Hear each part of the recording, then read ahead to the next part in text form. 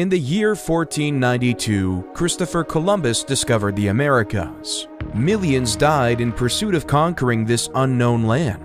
The European powers of the time took part in colonization, and the centuries after witnessed remarkable wars and a new age of influence. These events led to the birth of a new nation on July 4, 1776, the United States of America.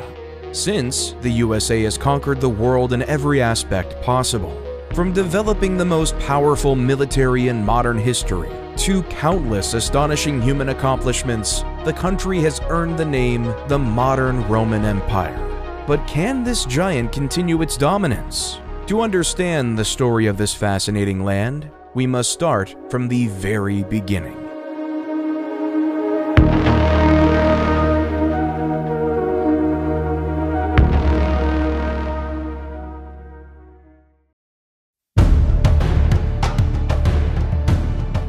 Long before European colonization, the native peoples of North America had developed complex and sophisticated systems of society and government. Hundreds of thousands warred, made peace, and governed over specific regions, and had done so for thousands of years. By the time the first European explorers began to arrive on the North American continent in the 15th century, the Native Americans had already established themselves and their communities for thousands of years. The North American continent, vast and rich with natural resources, would beckon all who came to know of its shores. And so, when a Norse navigator named Leif Erikson learned that there was a land west of Greenland from fellow explorer Bjarne Herjolfsson, he made preparations to set sail.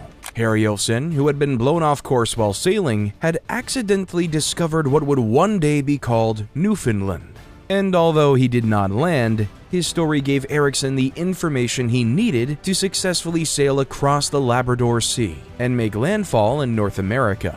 Erikson and the Norsemen would establish a small settlement in Labrador called Lonstow Meadows or Meadows Cove. This settlement and numerous small outposts built nearby it would be abandoned over the course of about 20 years. Afterward, it would be nearly another 500 years before Europeans set foot on the shores of North America.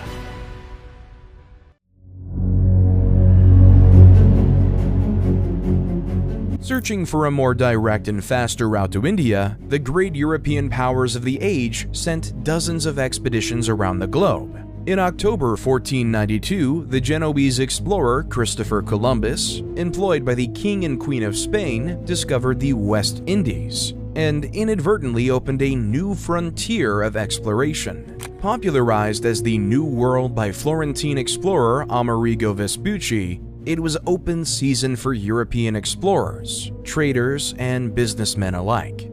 European powers began claiming sections of this new world as their own with every major exploratory mission. Vespucci, who created and sold maps of his own discoveries in the New World, gained the notable distinction of having the entire hemisphere named for him, America. While much of the early exploration of the New World focused on what would become known as the Caribbean and South America, it did not take long before explorers turned their attention north to the enormous landmass above Columbus's Hispaniola. At the dawn of the 16th century, the Spanish, English, Portuguese, Swedish, Dutch, and French all entered a race to explore and map the entire east coast of North America. In 1497, Italian explorer Giovanni Caboto, known as John Cabot by his English employers, discovered the same region of Newfoundland that Leif Erikson and the Vikings had settled nearly 500 years earlier. Cabot's discoveries credited him as the discoverer of the North American continent, as no record of Erikson's expedition or settlement had yet been discovered. To the south, expeditions by Juan Ponce de Leon, Alvar Núñez Cabeza de Vaca, and Hernando de Soto would map Florida and the American southeast, as Spain prepared to establish permanent colonies in the New World. Likewise, to the north, Jacques Cartier explored the St. Lawrence River, while Giovanni de Verrazzano mapped much of the east coast for France. All along the coast, the Europeans encountered the numerous tribes of Native Americans. Early interactions ranged from welcoming to violent, as cultures from separate hemispheres met for the first time. As it had in the Caribbean and South America, First contact introduced these cultures to each other with the sharing of gifts and trading of information. Naturally, these meetings exposed Native Americans to European diseases and caused widespread illness and death. The first attempts to make permanent settlements in the New World began in the mid-16th century, with varying degrees of success. Surviving in the New World was not an easy task, and establishing a permanent settlement proved to be exceptionally challenging. In 1585, the English attempted to establish a permanent colony on Roanoke Island off the coast of what is today North Carolina. The journey across the Atlantic was brutal and left the colonists with few supplies when they arrived. Making contact with the local Aquascogoc, Pamela, and Socotan tribes, the colonists, many of whom were military personnel, became embroiled in an argument with the Aquascogoc and burned their village to the ground. Meetings with the Socotan went considerably better, outfitting the colonists with enough food to survive a miserable winter. Smallpox and influenza epidemics ran through every native village who encountered the colonists. Communication broke down, and violence finally convinced the colonists to move on, abandoning the colony. Arriving in 1587, a year after the first attempt to settle Roanoke failed, colonists, largely made up of middle-class Londoners with no military experience, landed on Croatoan Island and began to establish a settlement some 40 miles south of the first failed settlement. The colony suffered great difficulty surviving. In 1588, a relief mission to the colony was looted by Spanish naval vessels operating off the coast, leaving its new location unknown to English authorities. That same year, Spanish vessels sailed near Croatoan Island and found that it appeared abandoned. The next relief mission to the colony finally arrived in 1590 and found smoke rising from both Croatoan Island and Roanoke Island. A landing party discovered both settlements abandoned and sacked. The only clues were the letters CRO carved into a tree and the word Croatoan carved into one of the posts of a palisade allegedly built by the settlers of the colony. Known as the Lost Colony, the settlers of Roanoke were never discovered, the colony deemed lost by the English government. In 1564, a group of French Huguenot settlers attempted to start a colony in what would become St. Augustine, Florida, only to have the colony sacked and all of its male citizens killed by rival Spanish forces. The settlement established by the Spanish colonists at St. Augustine is considered the first permanent European settlement in North America. In 1607, the English attempted again to establish a permanent colony in the New World. Led by the London Company, the settlement aimed to establish a colony in Virginia and selected a marshy region on the James River, which they christened Jamestown. The colony did well initially, quickly constructing living and meeting space, as well as a palisade fort. Relations with the local Powhatan tribes began with hostilities, but gradually cooled over time as the settlers and native peoples of the region learned to cohabitate. The Powhatan offered food and friendship to the colonists, who took the opportunity to search the surrounding region for gold and other precious metals. Instead, they found that the swampy region that they had inhabited held no riches, but disease. The people of Jamestown suffered from lack of coordination, disease, and the harshness of the environment around them, despite the aid of the Powhatan people.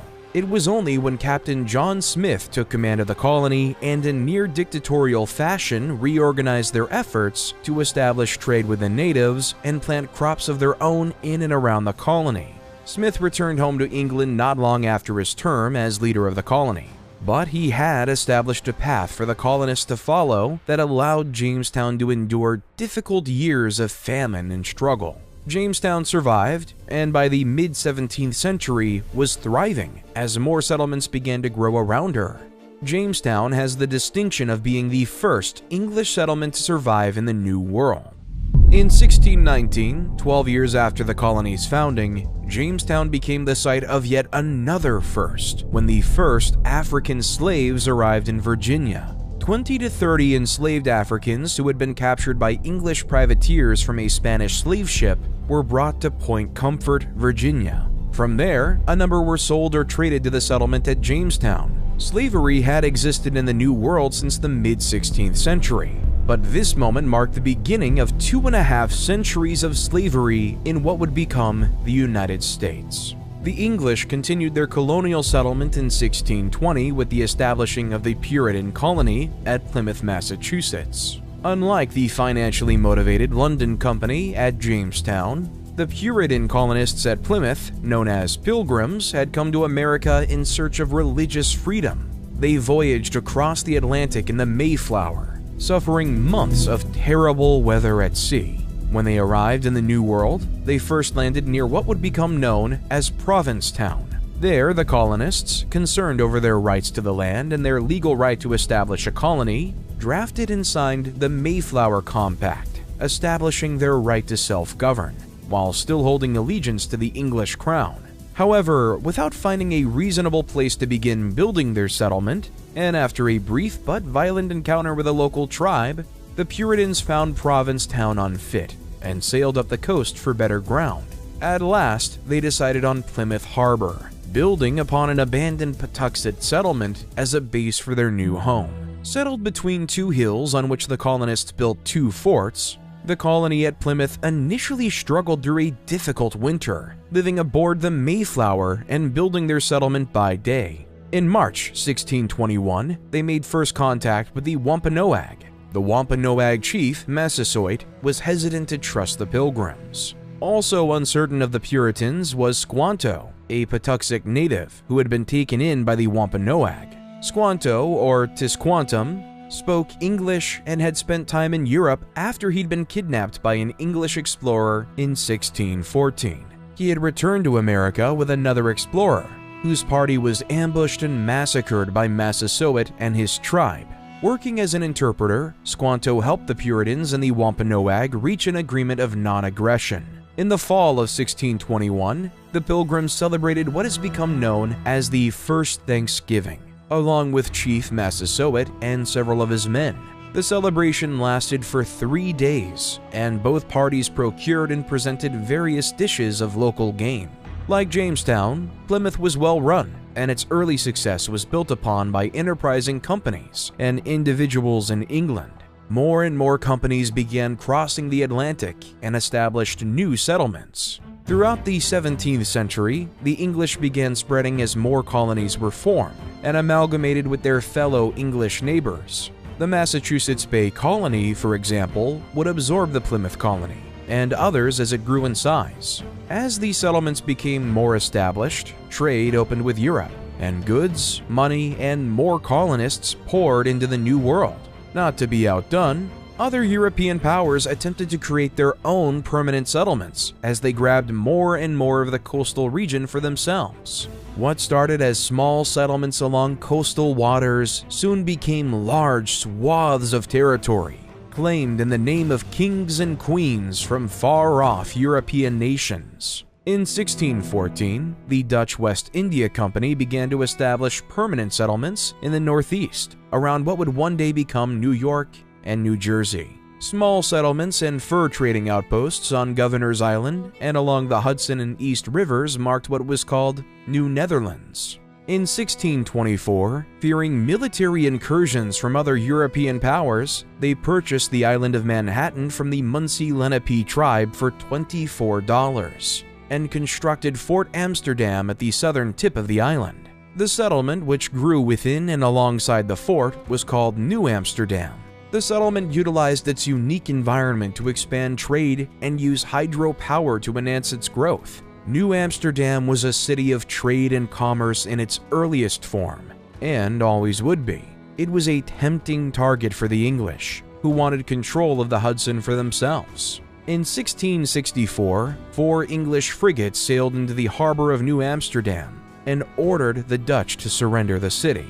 They did so bloodlessly, although the event did spark the Second Anglo-Dutch War.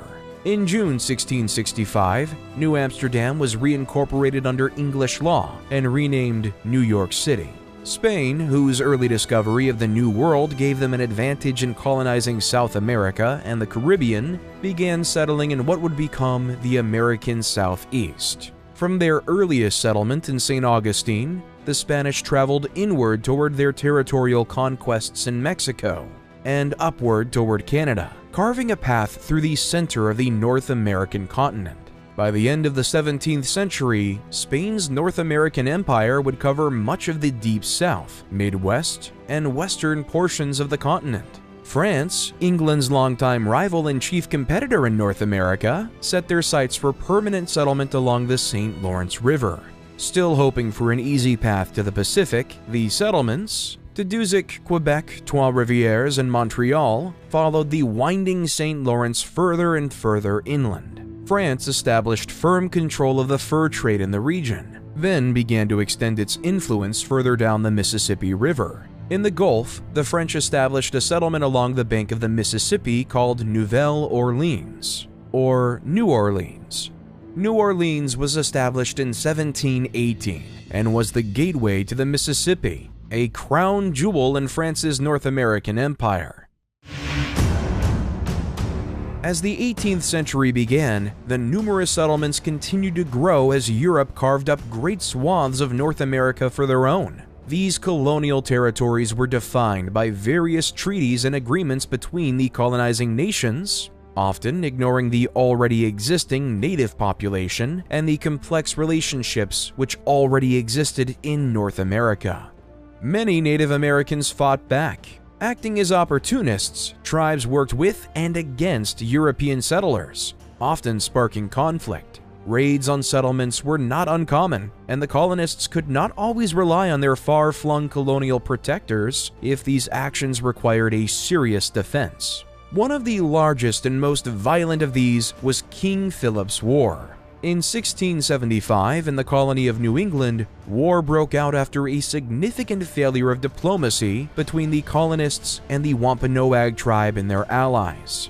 Metacomet, son of Massasoit, who had aided the Pilgrims at Plymouth Colony, had become the Grand Sachem of the Wampanoag Confederacy and did not have the same tolerance for the settlers as his father had. Disagreements over livestock intrusion on Wampanoag land and the presence of colonial missionaries attempting to convert natives to Christianity was the last straw for Metacomet, who, unlike his father, saw only danger in the existence of these settlers on their land.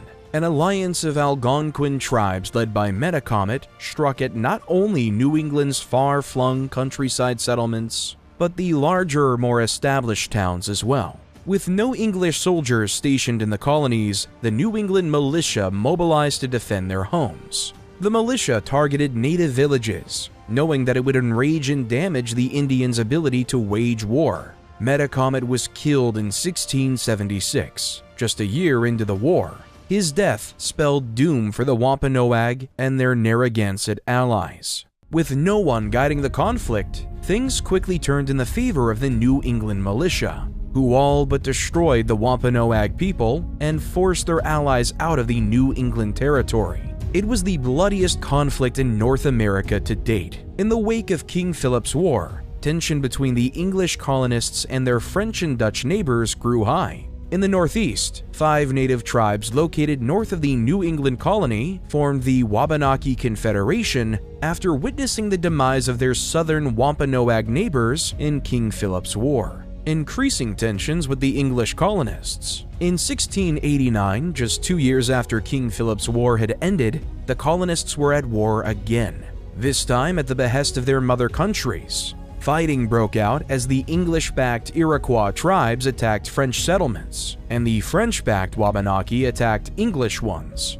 As French and English soldiers made their way to the New World, the colonists of New England and New France prepared to fight each other. Known as King William's War, the conflict dragged on for nearly a decade and saw French successes in the colony of New York and English successes in Acadia, later known as Nova Scotia, and along the St. Lawrence River. Neither side was able to take their main goal. For the French, Boston. For the English, Quebec. And the war concluded in 1697. But King William's War was only the beginning. It was the first of 4 major conflicts between France and England which pitted their various native allies against one another, and peace was not kept for long.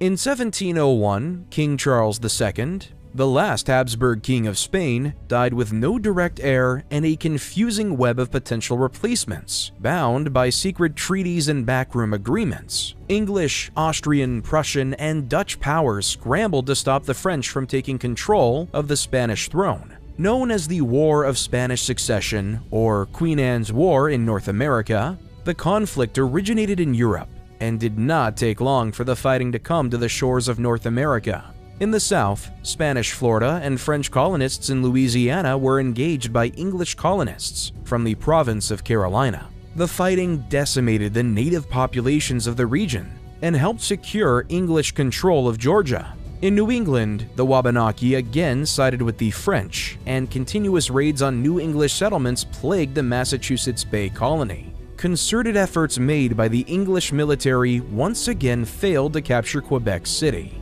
but made considerable gains in Acadia.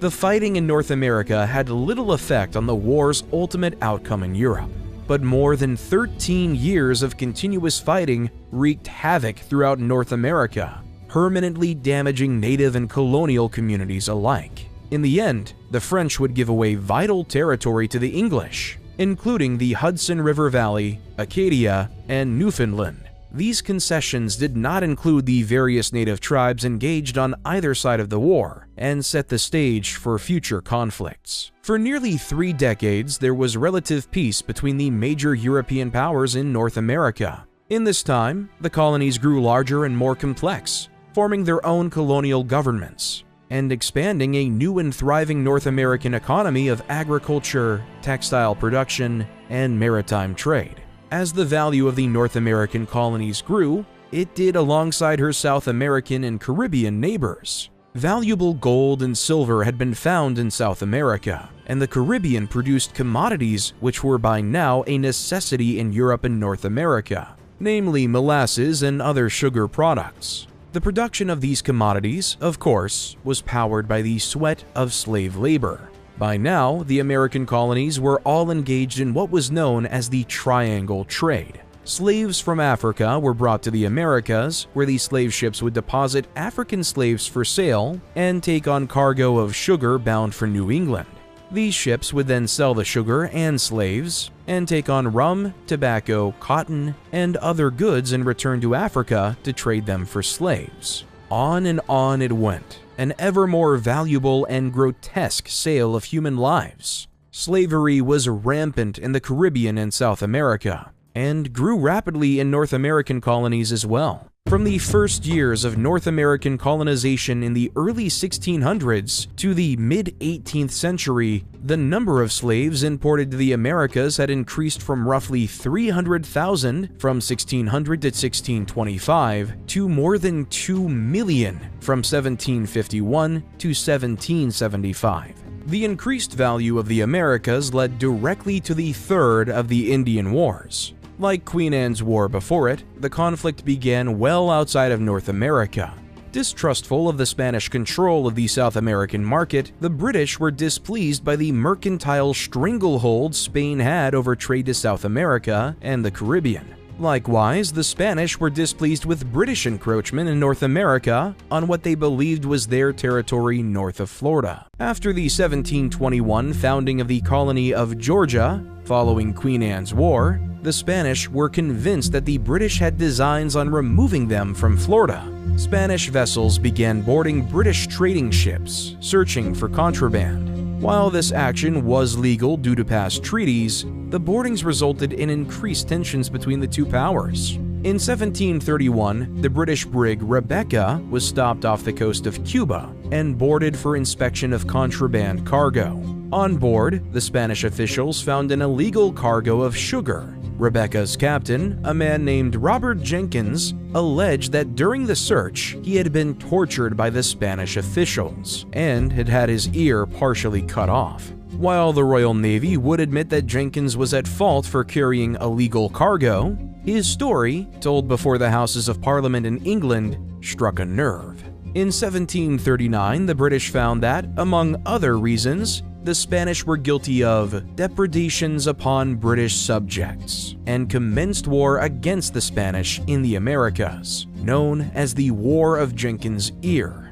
The conflict saw little action on North American shores, with the bulk of the fighting occurring in South America and the Caribbean, as the British Navy attempted to capture and claim multiple Spanish forts and port towns. Fighting between the British colonists in the Carolinas and Georgia and the Spanish colonists in Florida came to little fruit for either side, and again only appeared to do the worst harm to the local Indian tribes who fought on either side.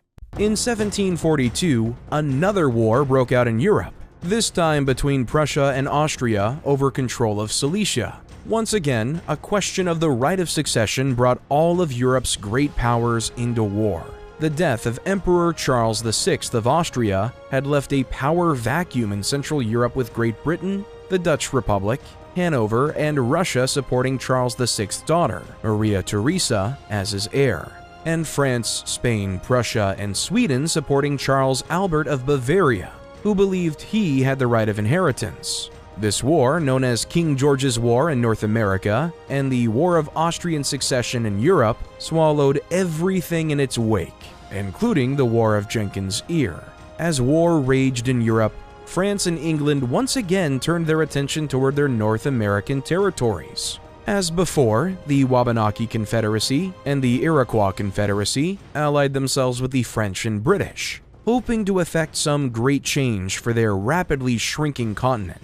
Fighting focused once again over control of Acadia and the St. Lawrence River. In 1745, the British colonists achieved the first substantial gain in the last 50 years of colonial warfare with the capture of Fortress Louisburg at the mouth of the St. Lawrence River. Fighting stretched down into the colony of New York as well as New England.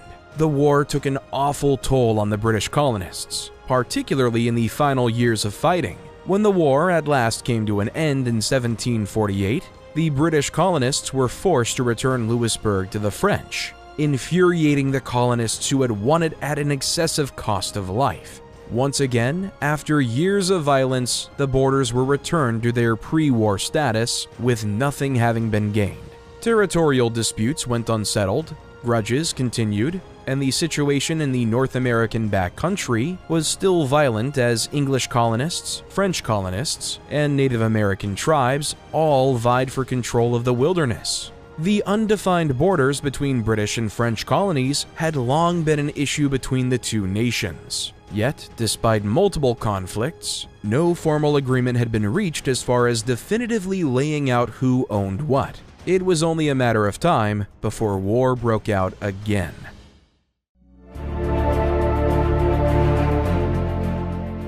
In late 1753, the lieutenant governor of the Virginia colony, Robert Dinwiddie, ordered a young Virginia major named George Washington to remove French colonial troops from forts in the Ohio River Valley. The colony of Virginia claimed this territory as its own and felt that it was within their right to vacate the French from the forts, which still dotted the region from the last century of fighting. The expedition resulted in a French rejection of Virginia's demands, and Washington, who was promoted to lieutenant colonel upon his return, was once again sent into the Ohio River Valley to remove the French from their forts, by force if necessary. In April 1754, French troops learned from their native allies, the Mingos, that a small British fort had been built by colonial militia at the forks of the Ohio River. French troops marched to the fort and captured it. They built in its place a much later fortification which they named Fort Duquesne. Meanwhile, further south in the valley, Colonel Washington and his small force of colonial militia and natives, allied to the English, came upon and engaged an encampment of unsuspecting French troops. The French were quickly overwhelmed, and later explained that they had been sent to intercept Washington peacefully and to warn him of his apparent incursion in what they believed was French territory. To Washington's surprise, the leader of the native forces accompanying him, Tenarison, attacked and killed the wounded French commander, likely due to a long-standing hatred of the French. Washington feared the French would attack and constructed a small fort, which he named Fort Necessity. Necessity was, as Washington predicted, quickly surrounded by French troops from Duquesne and forced to surrender. This small skirmish set the world on fire. Lieutenant Governor Dinwiddie called for aid from his fellow colonies and from the British government back in England. Fearing that the incursion would strengthen French claims to the region, the British government immediately sent troops to strike at the various French forts still in and around the St. Lawrence River and the Ohio River Valley. The French sent additional forces to North America to hold off the inevitable British invasion. Quite suddenly, France and England were once again at war. Multiple early British forays into the Ohio River Valley and Canada failed spectacularly. Early into the war, it seemed as though the French would be able to secure their holdings in North America, and even found success in capturing a number of critical British forts in the colony of New York, including Fort Ticonderoga and Fort William Henry. In 1758, fortunes changed for the English, as the complicated system of entangled alliances produced by the past century of war finally ignited the 7 Years' War. The fighting in the Ohio River Valley, known as the French and Indian War in America, had launched the largest European land war to date, with every major European power of the era engaged. Millions of soldiers and thousands of naval vessels were activated for duty. Fighting stretched not only across North American, but to Europe, the Caribbean, India, and Asia. As the French were forced to direct their attention to Europe and to other more valuable parts of their empire, the British were able to take advantage on the North American front, with the British Navy actively keeping the French from not being able to resupply along the St. Lawrence River. British and American colonial forces successfully captured Fort Niagara, Fortress Louisbourg, and the city of Quebec. As the French lost more and more ground, it became clear that the fight for North America was over. In 1760, British General Geoffrey Amherst managed to secure a formal surrender from the governor of New France, Pierre-François de Ragueau, Marquis de Vaudreuil-Cavagnol, and largely ended the hostilities in North America. Meanwhile, the 7 Years' War continued abroad and continued to carve pieces from the Kingdom of France and her allies. In 1763, the 7 Years' War officially came to an end, and the French and Indian War with it. Casualties were astronomical for the period, with some estimates reaching as high as 1.4 million. Of that number, the French and Indian War accounted for roughly 23,000 killed, wounded, or captured, just under 2% of the total casualties of the global conflict. For nearly a century, England had beaten back the French, Dutch, and Spanish empires, gradually cementing its claim to the New World. Over the course of the 18th century, the successes of the British Empire during these conflicts had created the ideal conditions for their colonies in North America to experience an incredible population boom. From roughly 250,000 in 1700 to more than 1.25 million in 1750. The raw materials produced by the American colonies, including hemp, copper, and tar, were necessary for the British Army and Navy to wage war and protect the vastly growing empire. While it was in the interest of the British Empire to defeat the French and secure their North American holdings, it had also been in the colonists' interests. The English colonists had no great love for the French, and anti-Catholic sentiment was a regular part of colonial life, especially in places like New England, which had been staunchly Protestant for the first 2 centuries of its settlement. That the American colonies were made up chiefly of individuals of the Protestant faith was, naturally, no coincidence. Many Protestant organizations had funded the various colonization efforts through the 17th century, and had maintained a lasting impact and presence into the 1700s. However, the strongest impact of Protestantism in the American colonies came during the colonial wars, which dominated the early and mid-18th century. A global religious phenomenon occurred, known as the Great Awakening, gripped both Europe and North America, and brought the Protestant faith to new heights. The Great Awakening was a major evangelical revival which expanded the Protestant faith throughout Europe and colonial North America. The revival brought about new religious theories and dogma, as concepts such as the nature of salvation and the idea of rebirth were spread by itinerant preachers who traveled the countryside giving sermons and lectures as they saw fit. These preachers were tremendous orators and captured captive audiences wherever they went. George Whitefield, a major player in this evangelical movement, traveled across the colonies and preached in major cities and small towns, wherever he could gather a crowd. And gather them he did. In October 1740, while preaching in Boston, Massachusetts, Whitefield allegedly drew a crowd of more than 30,000 people from around New England. To put that in perspective, Boston was the highest populated city in colonial North America in 1740, coming in at roughly 17,000 people living in and around the city. Nearly double the city's population was present to hear Whitefield speak.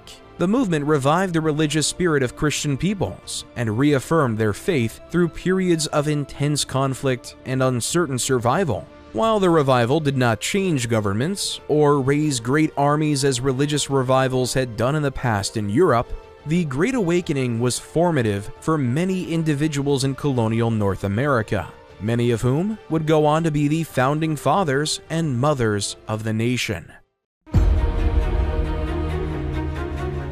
The 1763 Treaty of Paris saw enormous territorial gains for Great Britain. Vast swaths of formerly French-occupied land were now British colonies, including Canada, all of the Louisiana Territory east of the Mississippi, and many Caribbean islands. The British colonists in North America were ecstatic, as the land to the west would soon be open for settlement and development. The land, however, was already occupied, namely by the many Iroquois and other native tribes who had fought alongside the British during the war. To avoid any incidents, King George III issued the Royal Proclamation of 1763, which forbade any settlement west of a line drawn along the Appalachian Mountains, known as the Proclamation Line.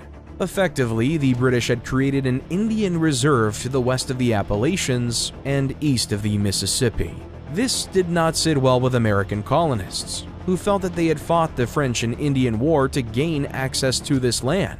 Naturally, many ignored the proclamation and settled west, increasing tension between themselves and the natives, much to the dismay of British colonial authorities. Relations between the British government and the American colonists became increasingly strained through the 1760s, as Great Britain attempted to regain control of their economy. The 7 Years' War had grown from a territorial dispute into a full-fledged global conflict, with a cost to go with it.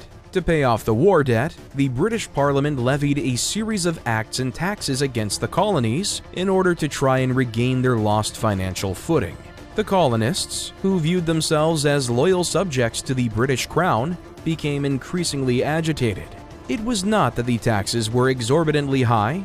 In fact, they were quite low, and often the measures taken by the British government were taken to lower the cost of British goods and raise the costs of those being sold by their French or Dutch competitors. For the colonists, the heart of the issue was not the cost, but rather the lack of consultation before levying the acts and taxes. As British subjects, the colonists believed they had all of the rights and liberties of any British citizen, which included representation. The British government argued that the colonists were represented virtually and that the Parliament acted in their best interests. Many Americans did not agree, and resentment began to grow. The rallying cry became, "No taxation without representation," as more and more colonists began to view King George III as a tyrant and the British Parliament as an aggressor toward them. Great Britain had always regulated the economies of its respective colonies through acts and laws passed by Parliament. Through the last century, these laws had only been loosely enforced, as the economic gains of the American colonies also benefit Great Britain. As the 1760s began, however, Britain needed to regain control of the financial situation, sparking animosity from the colonists who had long appreciated their free economic relationship, and raising questions on the constitutional rights of the American colonists. In 1764, the Sugar Act was imposed to regulate the amount of French and Dutch sugar and molasses being imported to the colonies in favor of sugar and molasses being sold by the British East India Company. While it lowered the cost of sugar from the East India Company, colonists saw the act as a violation of their rights to trade and conduct business. Colonists protested the Sugar Act by boycotting British goods affected by the act.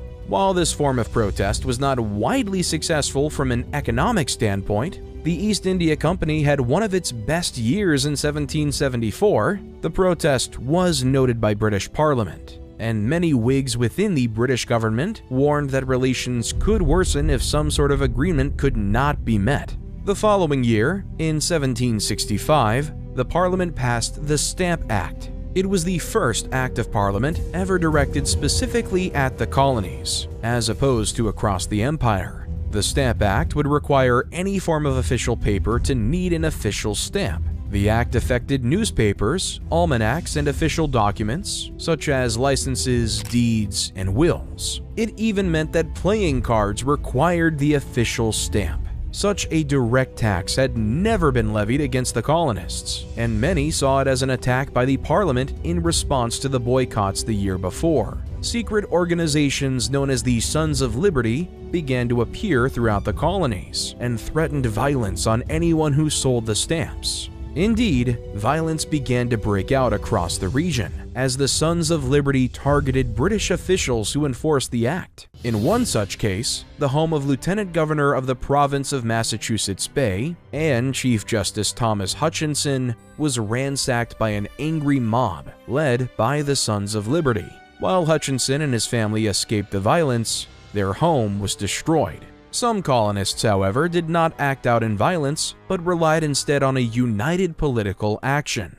9 colonies sent representatives to the Stamp Act Congress in New York City and compiled a Declaration of Rights and Grievances for the British Parliament. The declaration stated the position of many of the American colonists, stating that the British taxes levied without representation violated their rights as not only British subjects, but as men. Again, the Americans engaged in protest by boycott, this time with significant results. The income from imports to the American colonies fell from £2,250,000 in 1764 to £1,944,000 in 1765. In England, American statesman Benjamin Franklin argued the case of the American colonies to Parliament and warned that continued abuse of the colonists could and would result in rebellion. Fortunately for the colonies, the Parliament experienced a shift in government which had sympathy for Whig politics, which resulted in the repeal of the Stamp Act. The Parliament passed the Declaratory Act in 1766, reversing the Stamp Act, but at the same time insisting that the Parliament as a legislative body had the right and power to make laws for the colonies in all cases whatsoever. Both sides viewed the result as a political victory, believing that their interpretation of the rights of the colonists had been heard and secured. The Parliament believed it had exerted its will as the governing body of the colonies, and once and for all had established their right to levy laws on them. And the Americans believed that the British Parliament would not ever directly tax them again. Without some form of representation, a door had been left open, and if the British government was not careful, it might be able to close again. In 1767, things were still not going well economically for the British. The Rockingham government, which had helped repeal the Stamp Act, was suffering at the hands of their Tory opponents, who criticized them harshly and felt that they had been played by the American colonists. Charles Townshend, who served as the Chancellor of the Exchequer to the ministry of William Pitt the Elder, found himself in control of the administration when Pitt suddenly passed away in 1766. Townshend himself died a year later, but before he did, urged by the financial crisis and the insistence of the Tory factions within Parliament, passed a series of 5 acts which would collectively bear his name, the Townshend Acts. The first act, known as the Revenue Act, imposed direct taxation on lead,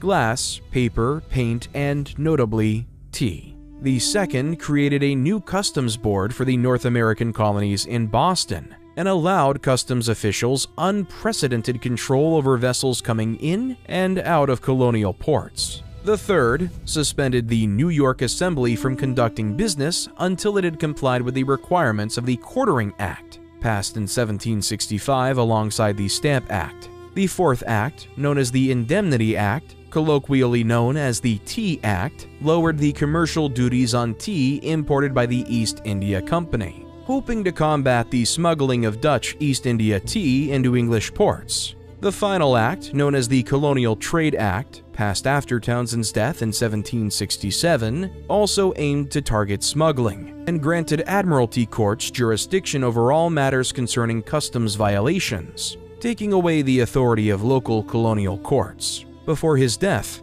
Townsend feared that it would provoke a rebellious response from the American colonists. Townsend could not have been more correct. A flurry of activity gripped the American colonies. Pamphlets and letters flew from the pens of lawyers and farmers alike as they published their grievances in papers and broadsides across the colonies. Committees of correspondence were formed and shared ideas and debated the political and economic situation in the colonies. Once again, the Sons of Liberty were active, implementing the boycott of British goods and inciting riots where the opportunity was ripe. Particularly in Boston, unrest began to foment in such a way that the customs officials were obliged to leave town. This prompted British authorities to send for British troops to occupy Boston to quell the mob. On March 5, 1770, the consequences became quite clear when a young British sentry guarding the Boston Customs House was set upon by an angry mob of colonists. Accounts of the event state that the incident began as an argument between the private and a young wigmaker's apprentice, who upon insulting the private and his officer, was warned away from the post. Refusing to go and further insulting the officer, he was struck in the head by the private's musket. A crowd began to gather as the altercation grew louder, and bells rang out indicating a fire, drawing yet more Bostonians toward the lone sentry. The sentry sent a runner to get help, as the crowd became more violent, throwing ice and oyster shells at the sentry and calling for him to fire his weapon. Captain Thomas Preston and a handful of men from the Grenadier Company of the 29th Regiment of Foot arrived at the scene and deployed around the sentry with bayonets fixed. The crowd, now grown to 300 or 400 by some estimates, pressed in around the British troops, still throwing objects and shouting for them to fire. Preston shouted for the crowd to disperse and ordered his men to load their muskets. As the crowd pressed in on Preston and his men, they shouted, "Fire, damn you, fire!" A young private was struck in the head by a flying object, causing him to drop his musket. He bent to retrieve it and stood up and unintentionally fired into the crowd without orders. In a panic, the rest of the soldiers fired into the crowd in a ragged volley. As the crowd broke in horror and the smoke cleared, it revealed 3 dead colonists: Samuel Gray, James Caldwell, and Crispus Attucks. A mixed-race former slave, Samuel Maverick and Patrick Carr, were wounded and would die shortly after. 5 colonists had been killed in what would be known as the Boston Massacre.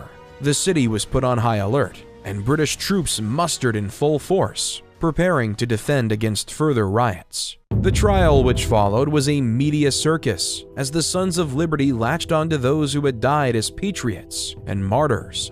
Attorney John Adams defended the British soldiers despite his own personal feelings toward the British abuse of the American colonies, and his relationship to his cousin Samuel Adams, who was one of the founding members of the Sons of Liberty. Adams, whose devout loyalty to the law led him to believe that all men were entitled to a trial, no matter who they were or what they had done, successfully argued the men were not guilty of murder and had 6 of the soldiers acquitted and 2 others found guilty only of manslaughter. Adams' experience in the aftermath of the trial did little to move him closer to his cousin's patriot leanings, but did affirm his belief in the legitimacy of a government of laws. Tensions remained high in Boston, but gradually began to recede elsewhere. In 1773, amidst one of the worst banking crises of the 18th century, the British Parliament again made an attempt to ensure the survival of the British East India Company by undercutting the illegal importation of Dutch tea to the American colonies, while lowering the cost of EIC tea to the lowest possible amount.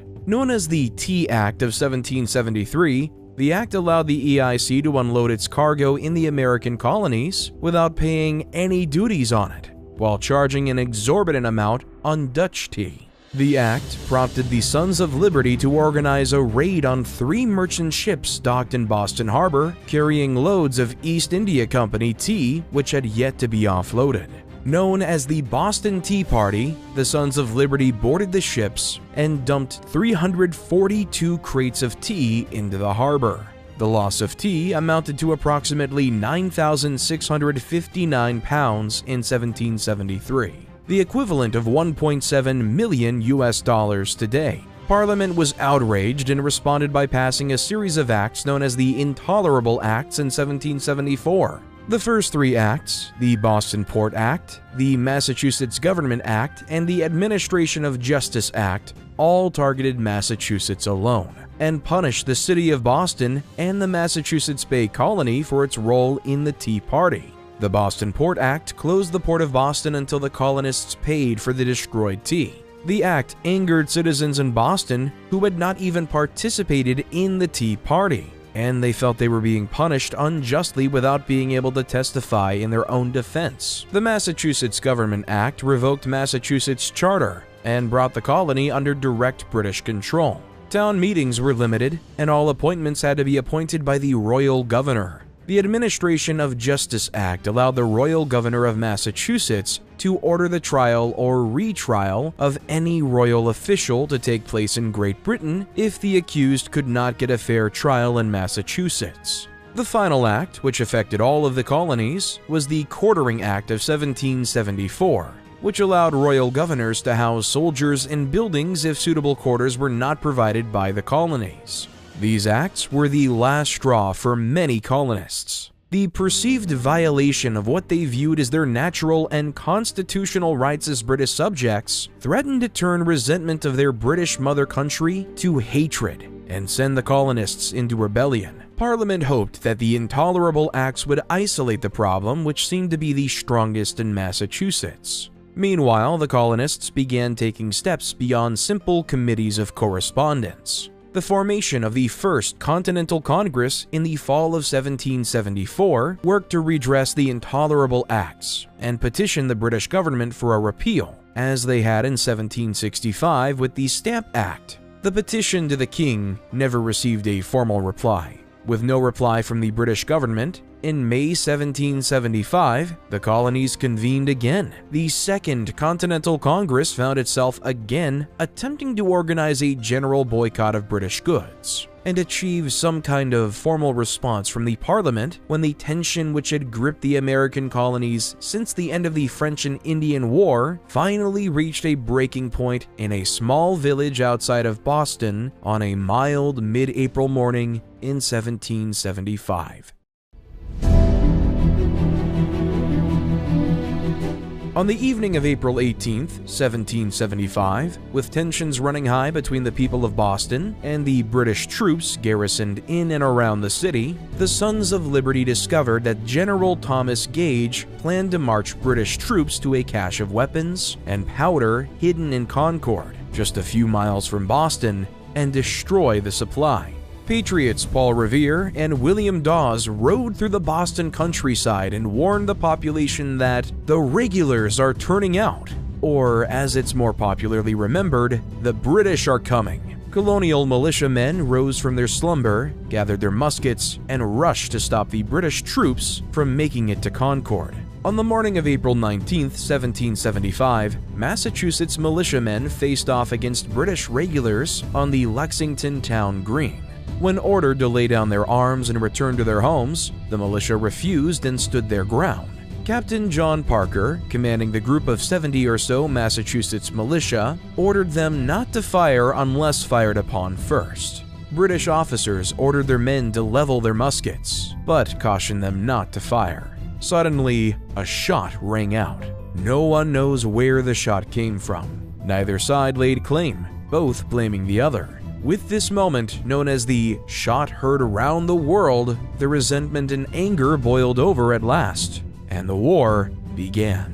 When the American Revolution began, it did not start as a revolution. While certainly the ideas it generated were revolutionary, the actions of the First Continental Congress were those of a legislative body, hoping to attain a form of reconciliation with the mother country. Better characterized as a rebellion, the earliest stages of the war were fought by the colonists to reclaim what they saw as their natural-born rights as British subjects and citizens. On the home front, early victories for the militias kept the spark of rebellion lit. However, it was not long before the British put a concerted effort into putting down the uprising.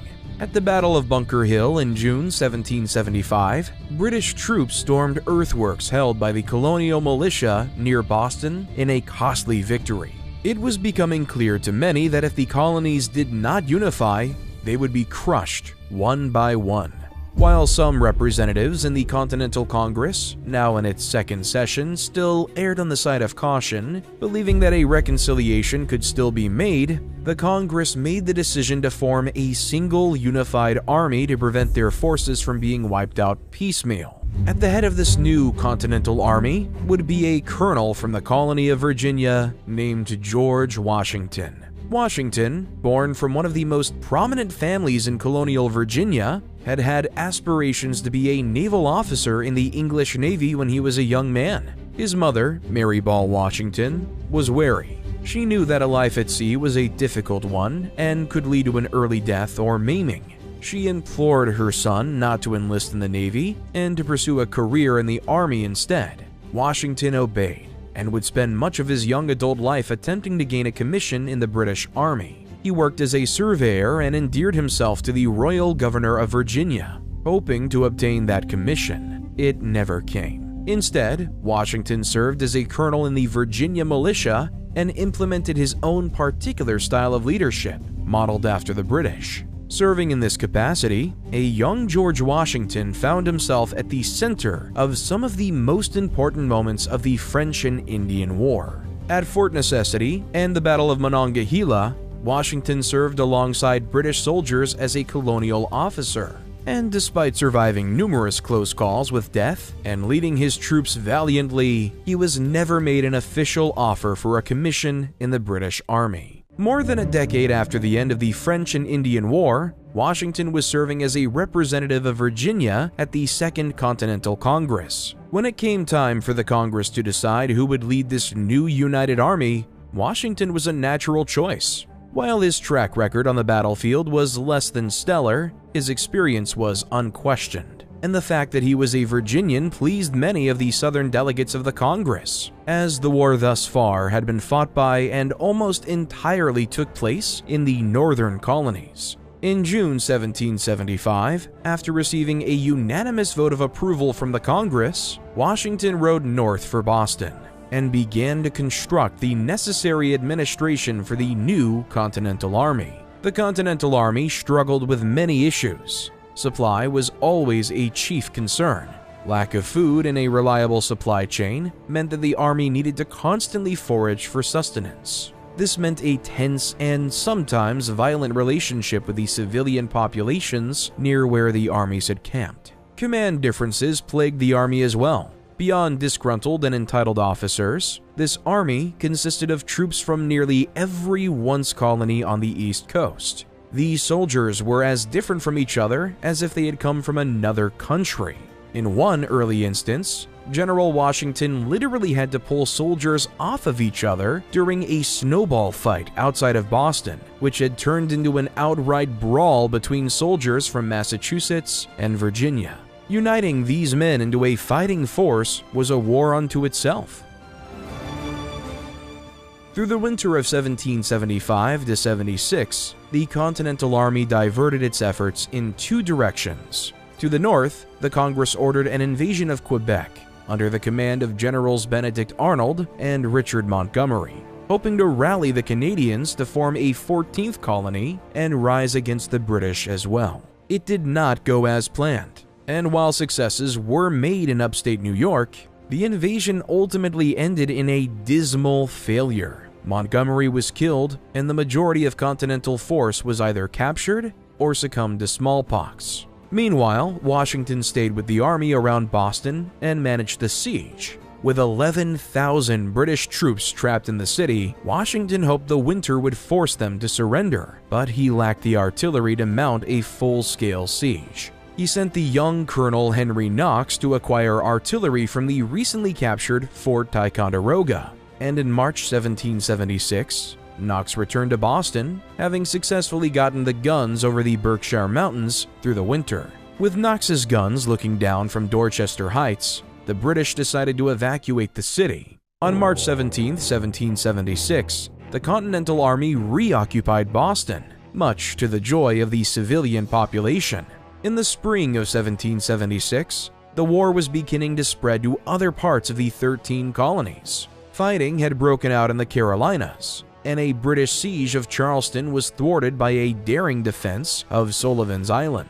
In upstate New York, the survivors of the Canada expedition fought to hold on to the gains they had made at Fort Ticonderoga and other key locations on Lake Champlain. Washington's forces in Boston moved south to occupy New York City. The Continental Congress ordered Washington to defend the island city, despite the lack of a meaningful navy. Washington was uncertain his army, many of whom were untrained and undisciplined militia, was going to be capable of standing up to a British assault on the city.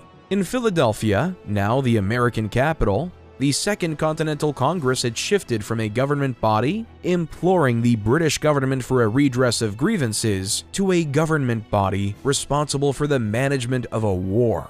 The Olive Branch Petition, sent to England in July 1775, had been the last attempt of the Congress to make peace with the mother country. It had been met with the naming of the Congress as traitors and the Revolution as illegal.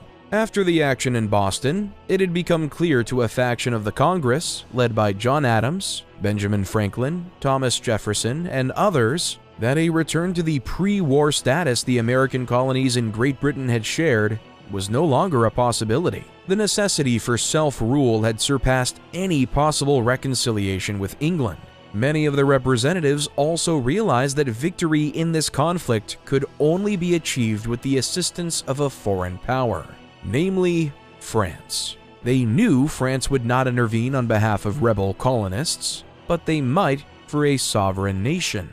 Consequently, by early summer 1776, the majority of the provincial congresses were prepared for a complete separation. On June 11th, the Congress formed a committee to draft a document stating the justification on their separation from Britain. The Declaration of Independence was written largely by Thomas Jefferson of Virginia.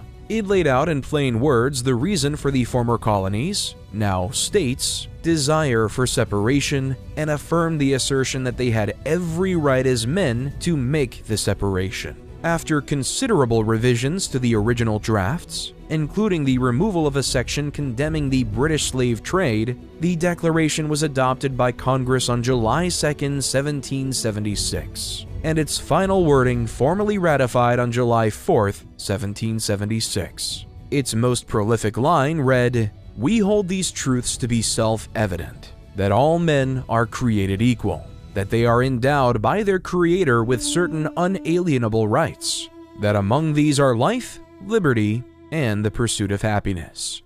The Declaration changed the shape of the war from a rebellion to a full-fledged revolution. The new colonies began operating as separate and autonomous states, bound loosely by their unified Congress. Washington had the Declaration read to his soldiers in New York City. Spirits soared. At last, the soldiers of the Continental Army felt they had something to band together for: independence. The British struck back in August 1776, launching a series of devastating attacks in and around New York City. As Washington had feared, his army was not prepared for the professional and well-disciplined British troops, and without a navy, he had no hope of defending the island of Manhattan. After 5 consecutive defeats, Washington was forced to abandon New York City to the British and began a prolonged and bloody retreat into New Jersey and across the Delaware River into Pennsylvania in late November 1776. Lord William Howe, the commander of the British troops in North America, pursued Washington into New Jersey and established a series of garrisons which stretched from New York as far south as Mount Holly. Washington knew that if he did not act quickly, the war would be over. He devised a plan to cross the Delaware on December 25, 1776, and attack an exposed garrison in Trenton, New Jersey, occupied by a brigade of German troops hired by the British known as Hessians. Washington crossed the Delaware on Christmas night through a blinding nor'easter and marched his tired and beleaguered army south to Trenton. The Hessians were surprised by the arrival of the Continental Army, as fighting and maneuvering troops through the winter was generally viewed as difficult and dangerous for 18th century armies. He achieved a swift victory fighting through the streets of Trenton and won his first battle as commander of the Continental Army. 9 days later, after a tactically brilliant running engagement on January 2nd, the Continental Army again achieved victory on the morning of January 3rd in Princeton, New Jersey. The 3 battles fought kept the Revolution alive in its darkest hour. In 1777, the British were desperate to regain control of the situation and launched 2 separate offensives. The British, led by Sir William Howe, captured the American capital of Philadelphia after defeating Washington at Brandywine and Germantown in the fall of 1777. While the loss of the capital was a blow to the morale of the Continental Army, the army had not fallen apart, as Howe had expected, and Washington took his forces to winter at Valley Forge, just a few miles west of Philadelphia. In upstate New York, British General John Burgoyne pushed his army south from Canada, capturing Fort Ticonderoga and hoping to sever New England from the rest of the United States in order to bring about a swift end to the war. Instead, Burgoyne faced off against Continental Generals Benedict Arnold and Horatio Gates, fighting a series of battles near Saratoga, New York. Thanks to impressive leadership by Arnold and sound strategy by Gates, Burgoyne's army was defeated and ultimately forced to surrender in October 1777. It was the largest British army to ever surrender to an enemy force to date, nearly 7,000 men. The British surrender at Saratoga, paired with the twin victories of Trenton and Princeton from the previous winter campaign, convinced the French that this new country, these United States, did indeed have a chance of winning the war. Eager to get revenge after a century of losing to the British, the French declared a formal military alliance with the United States, declaring war on Great Britain and legitimizing the Declaration of Independence in one fell swoop. Great Britain was about to become embroiled in a global conflict again. Meanwhile, Washington spent the winter of 1777 to 78 training the Continental Army to fight the way European armies did. He was aided by the help from foreign officers like the Marquis de Lafayette of France and the Baron von Steuben from Prussia. Steuben, in particular, instilled a sense of pride in the soldiers and trained them well. In 1778, when word came of the formal alliance with France, the British abandoned Philadelphia and rushed back toward New York. Their new commander, Sir Henry Clinton, did not have a high opinion of the Continental Army, but did have a healthy respect for the French, and feared their presence would trap the English in Philadelphia. Washington pounced as the British withdrew through New Jersey. His newly trained fighting force struck Clinton at Monmouth, New Jersey on June 28, 1778, and fought the British to a standstill. While the Battle of Monmouth was a stalemate, Washington's forces had fought well and withstood the British in an open field engagement. The British withdrew back to New York and would not venture into New Jersey in a meaningful way again. In 1779, the British began to feel the pressure of a global conflict. Realizing that the war could not be won in the North, the British turned their attention to the South, hoping to find more Loyalist support. British forces captured Savannah and Charleston in the fall of 1779, and soundly defeated General Horatio Gates at the Battle of Camden in South Carolina. Gates was removed from command, and one of Washington's trusted lieutenants, General Nathaniel Greene, was placed in command of the Southern Department. Greene knew that the local population was not nearly as loyalist as the British expected, and relied on the local militias and partisans to harass and harry the British supply lines. In 1780 and 1781, Greene and his other field officers lured the British away from the coast and into the Carolina backcountry, where they were soundly defeated at the Battle of Kings Mountain and Cowpens. As the British were lured further away from the Carolinas and into Virginia, the Carolinas exploded into a civil war as patriots fought loyalists for control of the states. Greene moved back into the Carolinas to recapture the states, fighting the British in a series of engagements and forcing them back to the coastal cities where they started.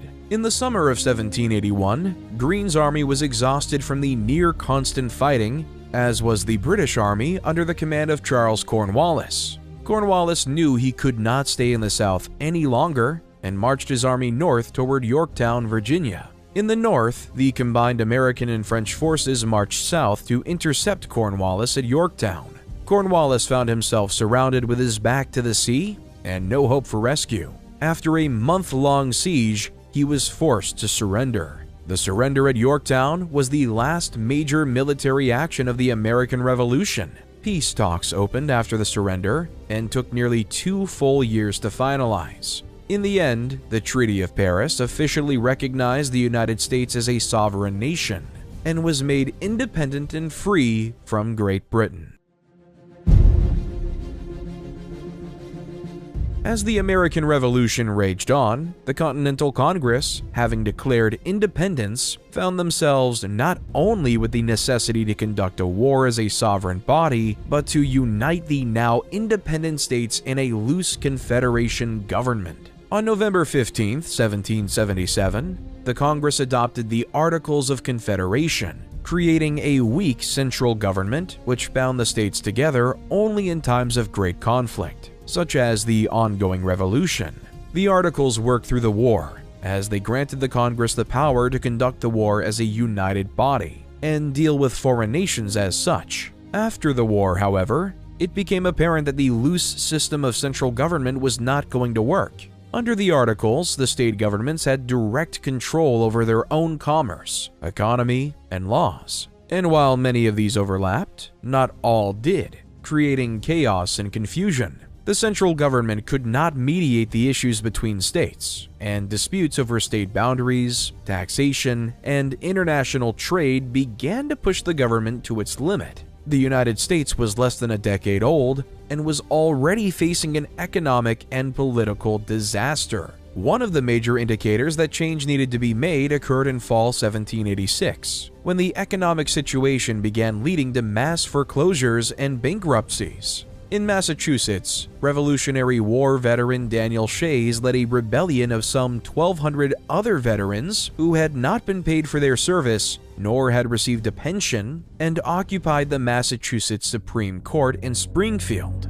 thereby denying the Massachusetts government the ability to foreclose on any property. They attacked the new federal arsenal at Springfield, but were unsuccessful in taking possession of the grounds. Fighting began to occur all over the state as the rebellion spread. Fortunately, the Massachusetts militia defeated the rebels, scattering them and putting an end to the fighting. It was clear the Articles of Confederation limited the federal government's ability to handle domestic issues, as well as foreign policy issues. The Treaty of Paris, which had ended the Revolution, made stipulations that debts owed by Americans to British subjects would still need to be honored, and that loyalists would still be able to bring suits to United States courts for the return of their confiscated property. As each state was liable for ensuring these terms were met, there were discrepancies across the country, as some enforced these terms better than others. The result was British troops still occupying forts and territory which now technically belonged to the United States, as the terms of the treaty had not been met. With no authority to mediate or command the states to adhere to the treaty, the federal government could do nothing. With few options, a convention was called by several states in order to make amendments to the Articles. In May 1787, the Constitutional Convention convened in Philadelphia and began debating the Articles of Confederation and what would be required to alter them. It was immediately clear that the Articles did not work. But what form of government would? A fundamentally new design was proposed and hotly debated. As would become the hallmark of American politics, several compromises were met to achieve the balance the states required to ratify this new form of government. This new constitution would form a government of checks and balances, with 3 distinct branches dividing the federal authority between them. The legislative branch, or the Congress, would be divided into 2 houses: the House of Representatives, composed of state representatives comparable to the population of each state, and the Senate, composed of 2 representatives from each state. This branch has the power to create and vote on laws, enact taxes, declare war, override presidential vetoes, create federal courts, except for the Supreme Court, and sets the number of justices on the Supreme Court. Independently, the Senate has the power to confirm presidential appointments to the judiciary, heads of departments and other federal offices, ratify treaties with foreign powers,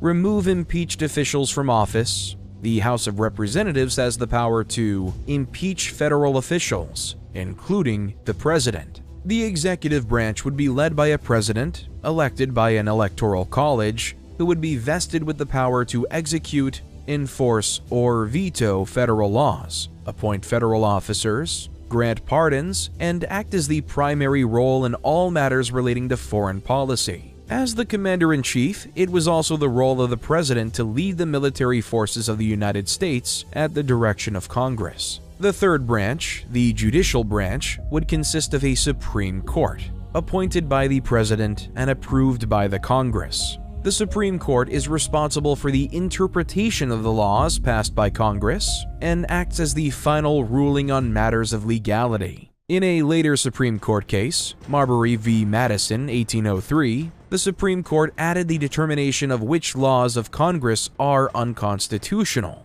While this check was not in the original Constitution, it is an essential part of the function of the court. A government by the people, for the people. It was the first time any nation's constitution had included the people as instrumental in the establishment and validity of the government.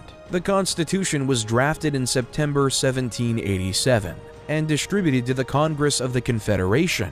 Instead of the amendments to the articles they had expected, the Constitution offered an entirely new form of government.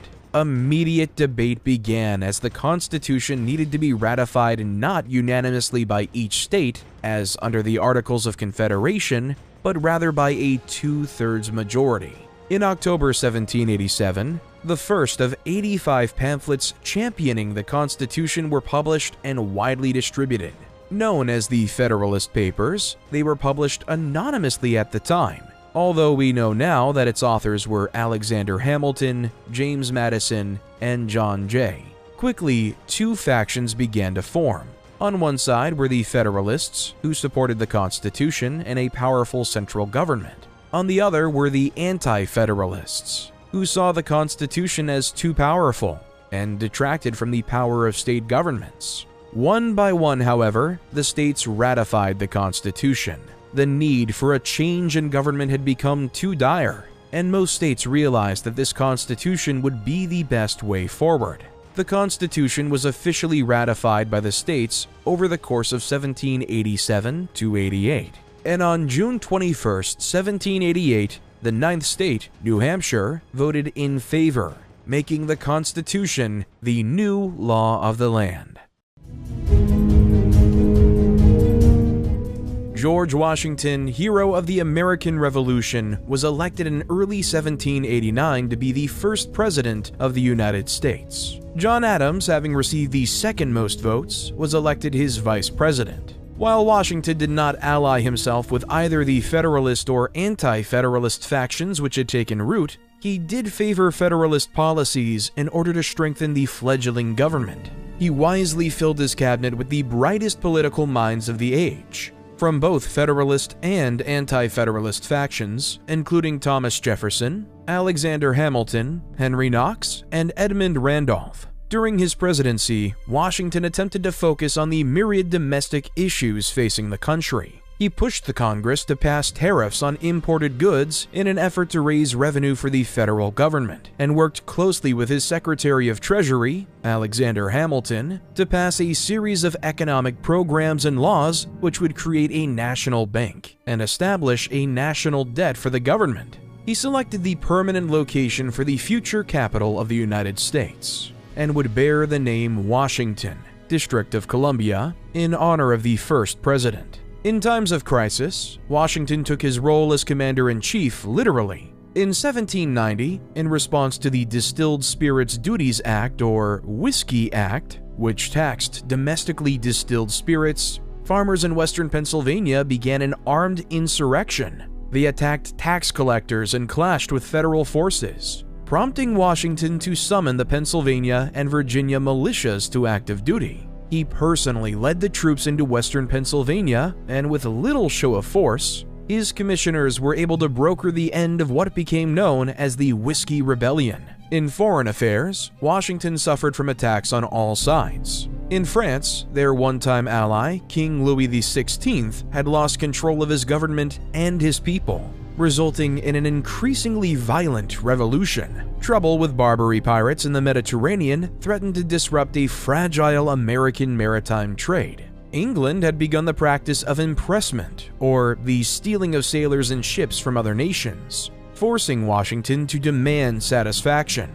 Sending his friend and political confidant John Jay to England, Washington hoped to achieve an amicable trade agreement and cessation of American impressment. Jay returned with a treaty in hand and represented the American government well in Washington's eyes, bringing Great Britain and the United States closer together. Conversely, the Jay Treaty angered pro-French factions in his administration and around the country. Washington was elected for a second term in 1792, again with Adams as his vice president. He continued to struggle with the new French Republic, as in 1793, they executed King Louis XVI and were engulfed in a series of revolutionary wars. Washington leaned hard into his desire for American isolation from Europe, much to the frustration of the pro-French members of his cabinet, like Thomas Jefferson. In 1793, during his second term, Washington was forced to remove himself and the government from their temporary capital in Philadelphia due to an outbreak of yellow fever. The government moved to Trenton, New Jersey, where the Continental Congress had once briefly met in 1784. Washington struggled with the growing rift within his administration. The Anti-Federalists, now the Democratic Republicans, had grown further and further apart ideologically from the Federalists. Washington feared the creation of two political parties and warned repeatedly that their existence could lead to a serious fracture within the government. The Washington administration set many precedents for the United States government and the office of the president. From pushing domestic policies to foreign intervention or lack thereof, Washington set the tone for his successors. His final act as president was to step down. While Congress had not yet placed any term restrictions on the office of the president, it was widely expected that Washington might just remain president or establish a kind of dynasty, not unlike a king. Instead, after 2 terms served, Washington stepped down and did not run for office for a third term.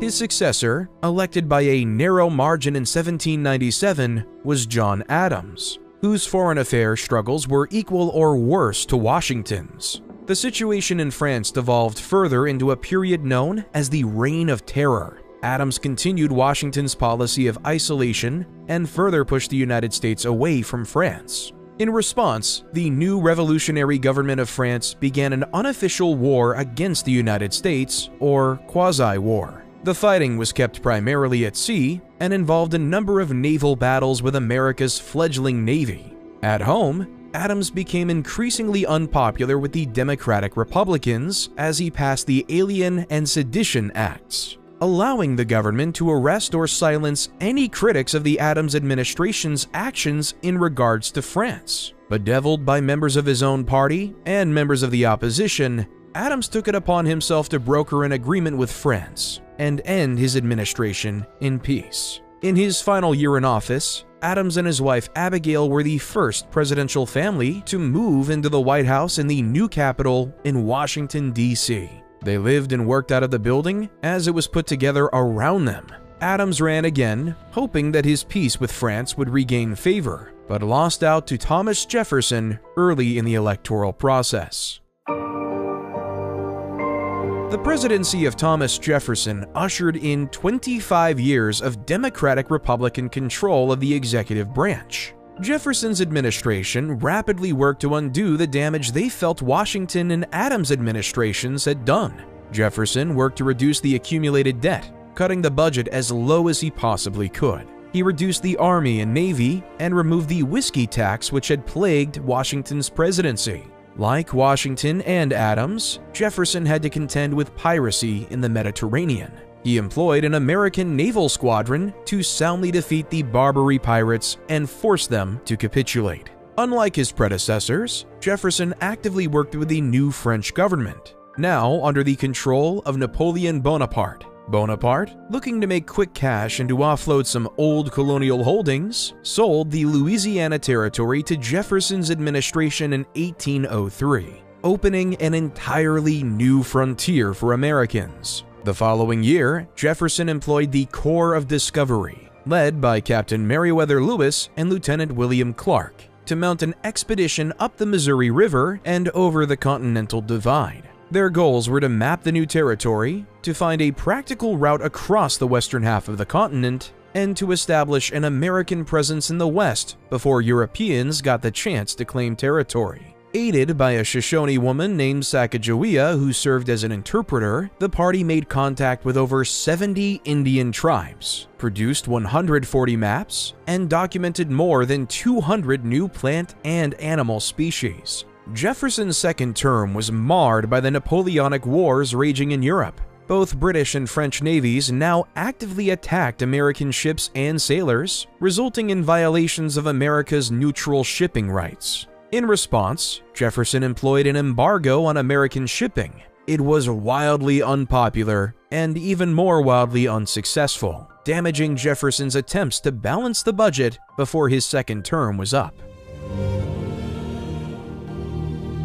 Despite the unpopularity the Democratic Republicans faced at the end of Jefferson's administration, his protege, James Madison, was elected as the fourth president of the United States. Madison, who had been instrumental during the Constitutional Convention, inherited a complicated and messy relationship with England and France, and mounting tension within the United States. Madison continued Jefferson's embargo for the first 2 years of his presidency, realizing that trade was necessary for the betterment of the United States, and at the behest of Congress, Madison reopened American shipping to France and England, asking them once again to honor America's neutrality. Naturally, the capturing of ships and impressment of sailors began again, almost immediately.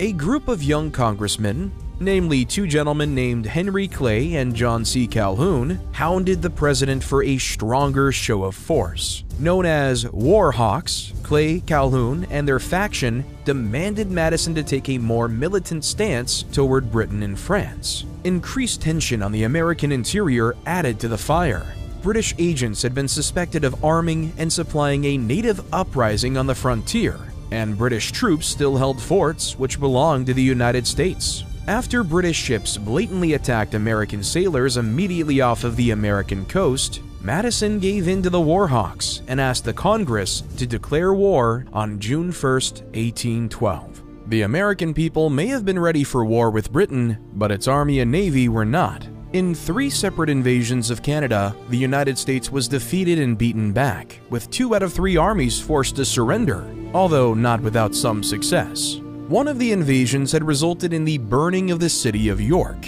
the provincial capital in Canada. Naval battles fared much better. In one instance, the USS Constitution and the HMS Guerriere faced off in a swift naval engagement lasting less than an hour. The British were horrified to find that their cannonballs bounced harmlessly off of the Constitution's 22-inch hull. The USS Constitution would go on to wreak havoc among the British Navy throughout the war. Many native tribes had banded together under the leadership of the Shawnee chief Tecumseh and his brother Tenskwatawa or Lalawethika, known as the Prophet. Tecumseh's confederacy of tribes sided with the British in the last desperate gamble to establish control over the continued American expansion west. The British and Tecumseh's confederacy kept the American military at bay in Canada, where Tecumseh was ultimately killed at the Battle of the Thames in 1813. Tecumseh's death fractured the confederacy of tribes and ultimately drew them out of the war. The British, on the other hand, turned on the offensive and attacked American positions along the Chesapeake, aiming to capture the United States capital, Washington, D.C. In August 1814, the British successfully sailed up the Patuxent River, south of Washington, and landed troops who marched toward the U.S. capital city. A disastrous defense of the city at Bladensburg left Washington, D.C. open to attack and occupation. In the White House, Madison was forced to evacuate and watch the disaster from afar. His wife, Dolly Madison, realized that if the British captured the city, they would wreak havoc and likely set fire to the various government buildings. Mrs. Madison had her enslaved servant, Paul Jennings, take down and secure the famous copy of the Lansdowne portrait of George Washington, which hung prominently in the White House. Dolly's precaution proved prophetic, as when the British troops occupied Washington, they did indeed set numerous government buildings ablaze, including the still under construction U.S. Capitol, the Treasury, the Department of War, and White House. As the city burned, a well-timed hurricane rushed up the coast, putting out the fires, and in one recorded case, picked up 2 cannons and threw them several yards away, killing both British soldiers and American civilians. While the British had successfully taken and burned the U.S. Capitol, they were forced to abandon the city, as controlling it would not be possible without additional reinforcement, and the hurricane had severely damaged their fleet on the Patuxent River. Madison returned to the ruined capital and continued to prosecute the war. The following month, British naval efforts to capture the city of Baltimore were thwarted at the siege of Fort McHenry, where British vessels bombarded the fort through a vicious battle which lasted into the night. In the morning at Reveille, Fort McHenry ran up its oversized Star-Spangled Banner flag as it prepared for another day of fighting. Instead, the British fleet sailed back out to sea, unwilling to engage more American positions, and began diverting their resources for an attack on New Orleans in Louisiana. The siege of Fort McHenry and the sight of the oversized American flag on the morning of September 14, 1814, inspired American lawyer Francis Scott Key to pen a poem titled The Defense of Fort McHenry. The words of the poem, set to the tune of an old British drinking song, would go on to become the national anthem of the United States, the Star-Spangled Banner. The British made one last attempt to make an offensive effort into the American mainland near the city of New Orleans in Louisiana. Hoping to get control of the Mississippi River, British forces landed several miles south of New Orleans and attempted to march on the city. The defense of the city was organized by a fiery commander named Andrew Jackson, whose hodgepodge assembly of defenders included pirates, militia, free blacks, and regulars. In January 1815, unaware that the United States and England had concluded negotiations for a peace treaty in December 1814,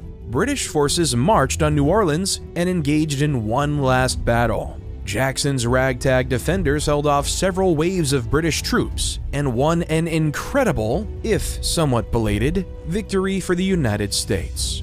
Although the War of 1812 is little known today, it had many lasting impacts across for the United States and the people of North America. Without question, the greatest effect on the war was not any territory gained, but rather the definitive end of any hope for the Native Americans to establish any kind of sovereignty over their land. As part of the treaty, the British had pushed for the establishment of an Indian state in the Great Lakes region, but the United States had outright rejected the plan. The dam was about to burst for Western expansion, and there was nothing and no one left to stop the tide from sweeping away the native tribes still standing. On a global scale, most of the European powers had assumed the United States would not be able to last. The great experiment would have run its course, and these backwards farmers and high-hatted intellectuals would have torn the country apart. Instead, on a very public world stage, the United States had again declared war on the most powerful empire in the world and fought them to a standstill.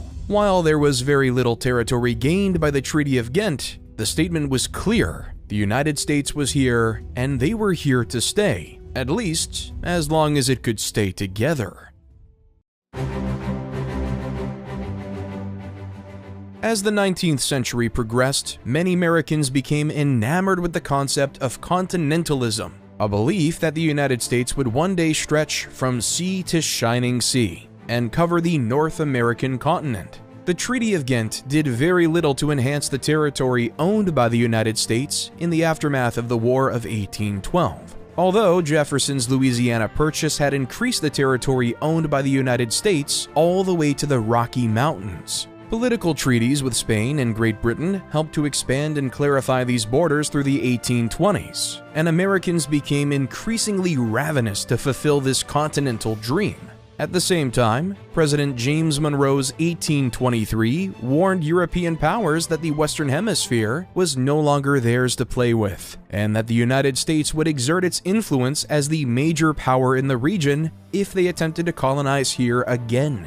The message was clear, and an idea began to take shape in the minds of the American people. This land is not for the Europeans, and it never was. It is destined for the people of the United States. The term manifest destiny first appeared during the 1840s during growing conflict over control of the Oregon Territory, but has come to encompass the entire era of westward expansion for the United States, believing that they were unquestionably destined to inhabit the entire continent and looking for a chance to redeem what some believed was ungodly and sinful West. Americans looked to spread their values and their economy beyond the Mississippi River and reform the West into an evangelical version of the agrarian East. In their way stood the proud remnants of Native American tribes of the East, and the tribes of the West, now unwilling to give any more ground without a fight. Additionally, the few European colonies still standing in North America, namely Great Britain and Spain, as well as, by 1824, a newly independent Mexico,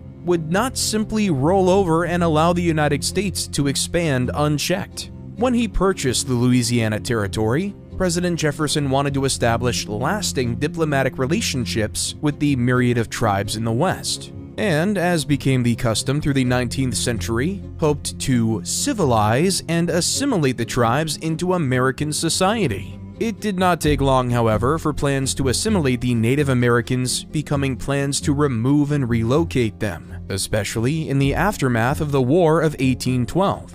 As early as 1824, under the presidency of James Monroe, plans were drafted for the creation of Indian territories, which would force the Cherokee Indians to abandon their ancestral land east of the Mississippi River and move west.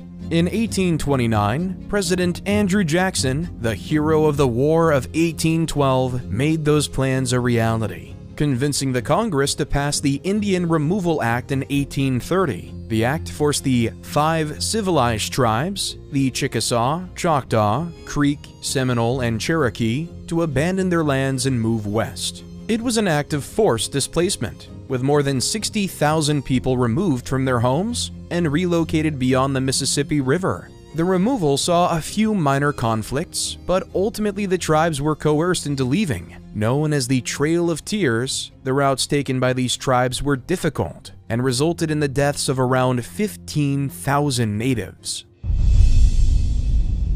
Pioneers made the journey westward to farm, mine, and ranch, often finding the land inhospitable and dangerous. During their journeys, they faced skirmishes with Native Americans, diseases such as cholera and typhoid fever, punishing winters without food, and other hardships. About 70,000 members of the Church of Jesus Christ of Latter-day Saints emigrated to the Salt Lake Valley from their homes in Illinois beginning in 1847, known as the Mormon Exodus. Hundreds of thousands of emigrators used the Oregon Trail, a 2,000-mile route from Independence, Missouri to Oregon City, Oregon.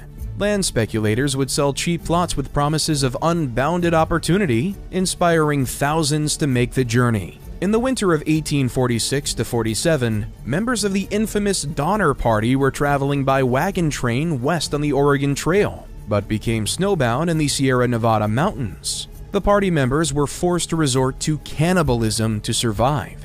The overland journey was so risky and difficult that some westward emigrants opted for the 6-month route by sea around Cape Horn at the tip of South America instead. In 1848, gold was discovered in the foothills of the Sierra Nevada mountains in California, which had the same year become part of the U.S. as a consequence of the Mexican-American War. Once word got out about the gold, men from near and far sought their fortunes in the Sierra Nevada foothills in what became known as the Gold Rush. In 1849, San Francisco's population skyrocketed from 812 to 20,000 people, with those prospectors arriving that year becoming known collectively as the 49ers. The prices for land, goods, and services skyrocketed. People stood to make more money selling those goods and services to prospectors than from actually mining for gold. Because men outnumbered women in these towns greatly, traditional women's work like washing clothes and cooking became highly in demand, and therefore highly profitable. Nevertheless, actual gold was certainly found. The rush produced on average 76 tons of gold per year, and by the end of the 1850s, it was estimated that $550 million worth of gold had been mined, worth about $187 billion in today's dollars. The thousands who had moved west needed fast mail service for letters and news from the east. While several mail carriers over the Rocky Mountains existed, the most famous was the Pony Express. Founded in 1860, the service used relays of horse-mounted riders riding at breakneck speed, day and night, to carry mail between Missouri and California, which it could do in about 10 days. It only operated for 18 months before the first transcontinental telegraph was established in 1861, but it was vital for connecting the new state of California with the rest of the U.S. As Americans began to settle west, more conflicts with the existing Native American tribes led to further violence, and the United States military became nearly permanently quartered in various forts across the Midwest and along the West Coast. The Texas Territory in the American Southwest had been ceded to Spain in the 1810s. But following the Mexican War of Independence in 1821 and the official formation of the Mexican Republic just 3 years later, the territory became part of Mexico. Texas was far away from the center of the Mexican government in Saltillo and had fewer than 4,000 people living across the vast territory. Looking to increase immigration to the state and hoping the subsequent rise in population would deter Indian raids, the Mexican government offered cheap land and considerable financial benefits for those who would take residence in the state. Many of those who immigrated came from the American South and brought with them the culture and mentality of the region, including slavery. In 1829, Mexico abolished slavery, and after the Anglo citizens nearly revolted, the Mexican president also banned any further immigration to Texas by citizens of the United States. In Texas, the Anglo citizens ignored the laws and rapidly began to outnumber the Mexican-born population in the state. When, in 1834, Antonio Lopez de Santa Anna led a successful coup of the Mexican government, the Texans were initially pleased as Santa Anna quickly undid many of the acts and laws of his predecessors. However, Santa Anna went much further and disbanded the political bodies of each of the Mexican states, imposing a dictatorship over the country. In 1835, with support from both the Anglos and Tejanos populations, the Texans rebelled, looking to secure independence from Mexico. In late February 1836, the most famous battle of the Texas Revolution began with the siege of the Alamo Mission. Defended by fewer than 300 Texans, the walls of the mission had been turned into a makeshift fort. Its defenders included Colonel William Travis, James Bowie, and former U.S. Congressman and folk legend Davy Crockett. The Texans were surrounded on all sides and besieged for 13 days by Santa Anna's army before the final night attack on March 6, 1836. The battle was brutal, and Santa Anna ordered for there to be no prisoners taken. The handful of prisoners who managed to survive the massacre were executed as well. The Battle of the Alamo became a rallying cry for the Texans still fighting and fueled the Texas Army in the weeks which followed. A little more than a month later, the Texas Revolution ended in victory for the people of Texas after the Battle of San Jacinto in April 1836. The Texas Revolution lasted less than a year and saw the creation of the Republic of Texas. Naturally, the predominantly American population immediately began petitioning the government of the United States to annex the new republic and add it to the growing Union. Despite fierce arguments over the admittance of what would undeniably be another slave state into the Union, it took less than a decade before Texas was annexed by the United States. The annexation of Texas sparked yet another conflict with Mexico in 1846. Because the borders of the Republic of Texas were undefined and disputed by Mexico, when the United States annexed Texas, Mexico claimed that the United States was taking Mexican land. President James K. Polk attempted to negotiate with the Mexican government, offering to pay for the disputed territory in addition to the California, New Mexico, and Arizona territories. However, the Mexican government refused. In response, Polk sent troops to occupy the disputed territory, causing Mexican forces to attack the small American force. Polk used the affair to convince Congress to declare war on Mexico. Mexico's army was equipped with surplus flintlock firearms from the Napoleonic era, while the United States was armed with far more modern weaponry. Disorganized, undersupplied, and facing internal political strife at every level of management, the Mexican forces were little to no match for the American Army and Navy, who made quick work conquering vast sections of Mexico and its territories. When the Mexican government finally collapsed, they were forced to surrender large swaths of territory to the United States, including California and New Mexico, in addition to suffering the indignity of having to recognize the sovereignty of the Republic of Texas and its subsequent annexation in 1845. Lasting from April 1846 to February 1848, the Mexican-American War proved to be a one-sided one and clearly displayed America's ambitions to secure control of the North American continent. There were many dissidents to the concept of manifest destiny, especially within the Whig Party, the successors of the Federalists, including, by the mid-19th century, a young Illinois politician named Abraham Lincoln. In 1844, manifest destiny took center stage as territorial disputes with Great Britain over Oregon and the ongoing tensions with Mexico over the Texas Territory split political parties further. As Western territories grew in population and were being considered for admission to the Union, whether these areas would allow or ban slavery became a crucial question.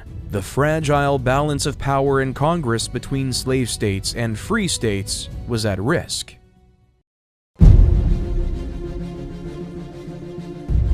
Since the first African slaves arrived in Virginia in 1619, the institution of slavery had grown more and more ingrained in the culture and economy of the United States, particularly in the South. While the United States government had abolished the slave trade in 1808, it had introduced a form of chattel slavery within its borders, ensuring generations of African Americans remained working. While there had been a few slave rebellions across the United States in the early 19th century, including Nat Turner's 1831 rebellion, none had succeeded.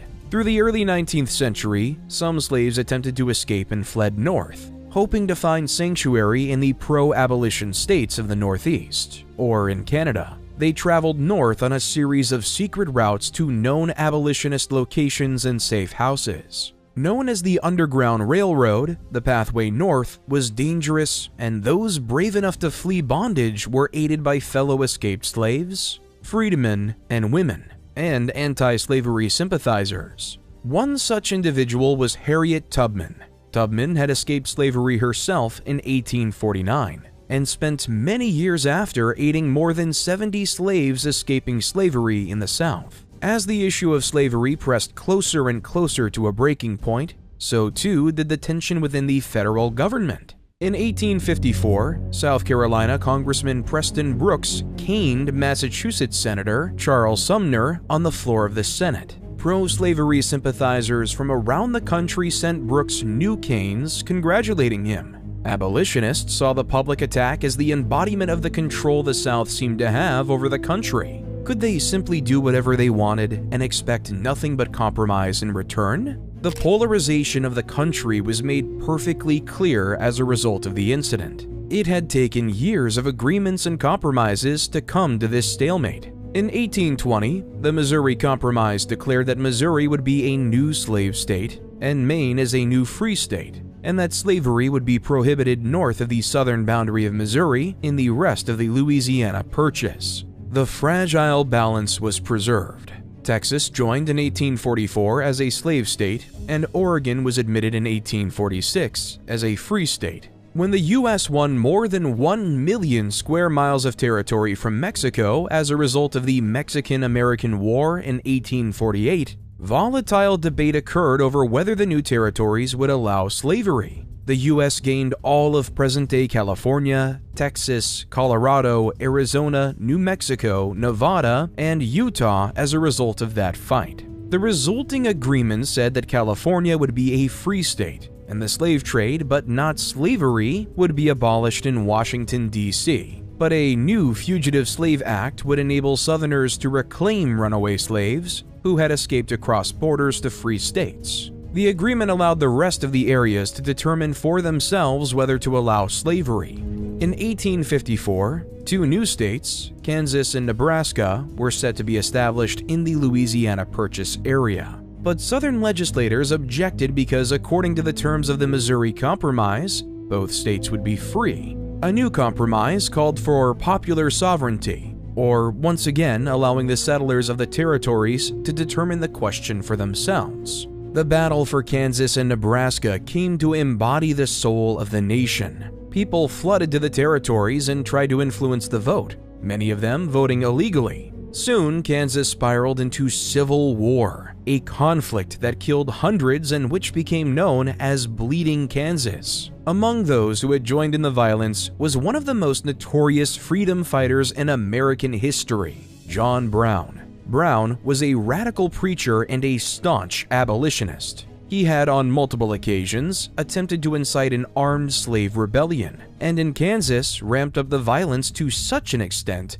that he and his followers hacked 5 Kansas slave owners to death with broadswords. Brown then began planning a raid on Harper's Ferry in Virginia, hoping to once again inspire the enslaved peoples of the South to rise up against their oppressors. He planned on capturing the armory and arsenal in Harper's Ferry, in addition to the rifle factory, in order to arm his rebellion. Brown's raid commenced in October 1859 and was swiftly put down by the United States Army. The U.S. forces, led by a young colonel named Robert E. Lee, quickly surrounded the engine house Brown's men had occupied, and after Brown refused to surrender, took the building by force. Brown was tried and executed for treason by the state of Virginia, and in so doing became a martyr for anti-slave forces around the country. Brown's raid on Harper's Ferry was a defining moment for the country. It seemed now inevitable that there would be some great conflict to decide the fate of the nation. The election of 1860 was the final straw for the South. Republican presidential candidate Abraham Lincoln ran on a platform of liberal policies, which included raising tariffs, infrastructure improvements, and expanding the railroads. While Lincoln was an abolitionist and vehemently opposed slavery, he understood that the issue would inevitably tear the country apart,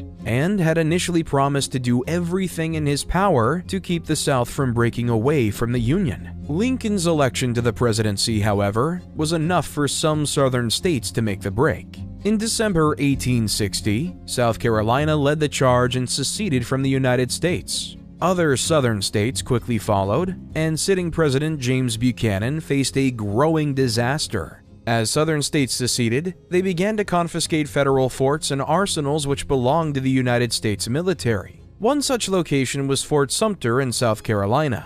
President Buchanan had been unwilling to resupply the garrison, and when Lincoln took office, he faced a near impossible decision. Lincoln, unwilling to surrender an American fort to the rebels or recognize their authority, sent a letter to the governor of South Carolina informing him that a ship carrying food but no ammunition would attempt to resupply the fort. This allowed Lincoln the satisfaction of knowing that if the South fired on the fort, they would be the aggressor in any conflict, and if they did not, he would have made strides in negotiating with the rebels, as well as holding the fort. It was not to be. On the 9th of April, Confederate President Jefferson Davis ordered General P.T.G. Beauregard to take the fort before the supplies would arrive.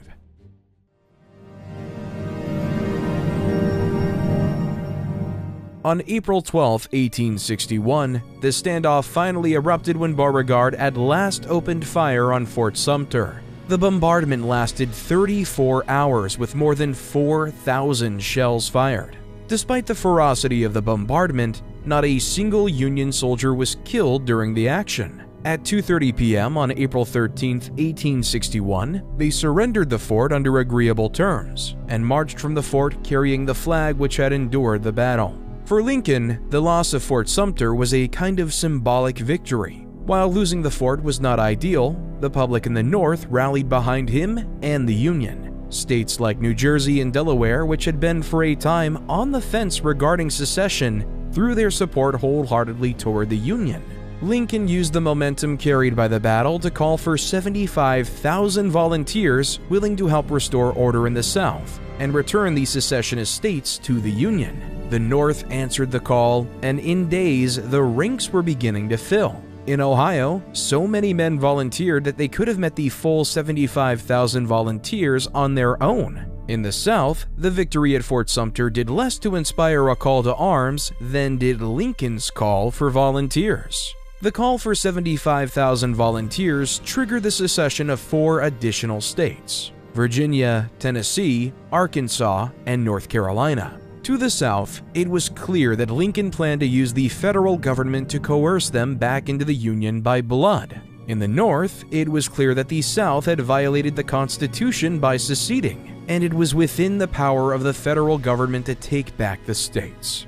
Again, the question of the power of the government created great consternation and powerful opinions from both sides. Amidst it all remained the question at the heart of the war: slavery. It was clear now to the leaders of the rebellion that if Lincoln had the power to raise an army of volunteers to return the states to the Union, he could use that power to end slavery in the United States for good. If the Confederacy did not achieve victory early on, there was no chance of success for them in the long run. A protracted and costly war may wear down the North eventually, but the South did not have the means to conduct such a conflict, nor would they survive if they did. General Winfield Scott, the veteran of the War of 1812 and the Mexican-American War, was given command of Union forces at the onset of the war. Scott was an excellent tactician, although his experience on the battlefield was outdated.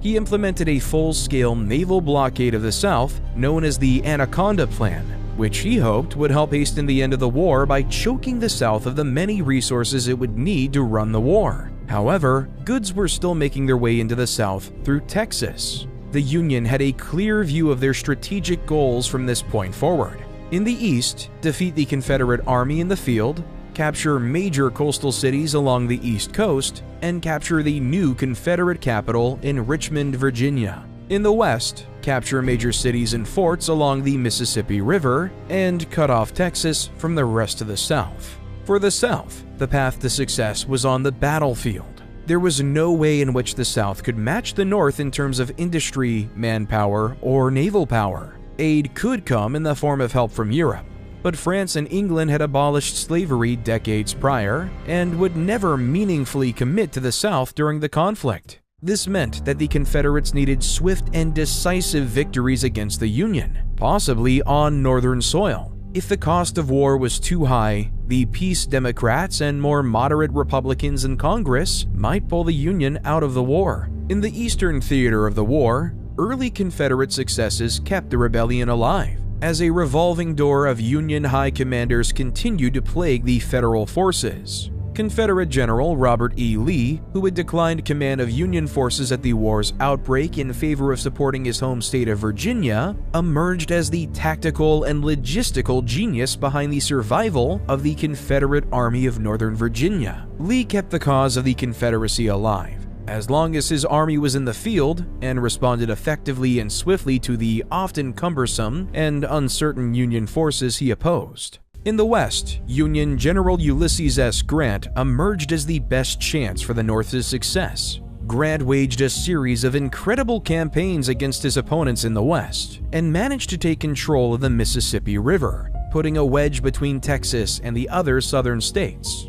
Grant's greatest victory in the West came with the Siege of Vicksburg, ending in July 1863. At the same time, General Lee had invaded Pennsylvania in the east with the intention of breaking the spirit of the North and forcing Lincoln to surrender. Instead, he was soundly defeated at the Battle of Gettysburg by Union General George Meade. Between Lee's defeat at Gettysburg and Grant's victory at Vicksburg, the high tide of the Confederacy was over. In 1862, after the Battle of Antietam, Lincoln issued the Emancipation Proclamation, claiming that slavery was abolished within those parts of the country which had rebelled against the Union, and allowed the Union Army to take on any slaves found in the South and bring them north. Lincoln and the War Department authorized the raising of black troops, known as colored troops, during the Civil War. While the war had begun for Lincoln as a means to reunite the country, as it progressed, he struck at the heart of the conflict and shifted the war goals beyond simply a return to the status quo.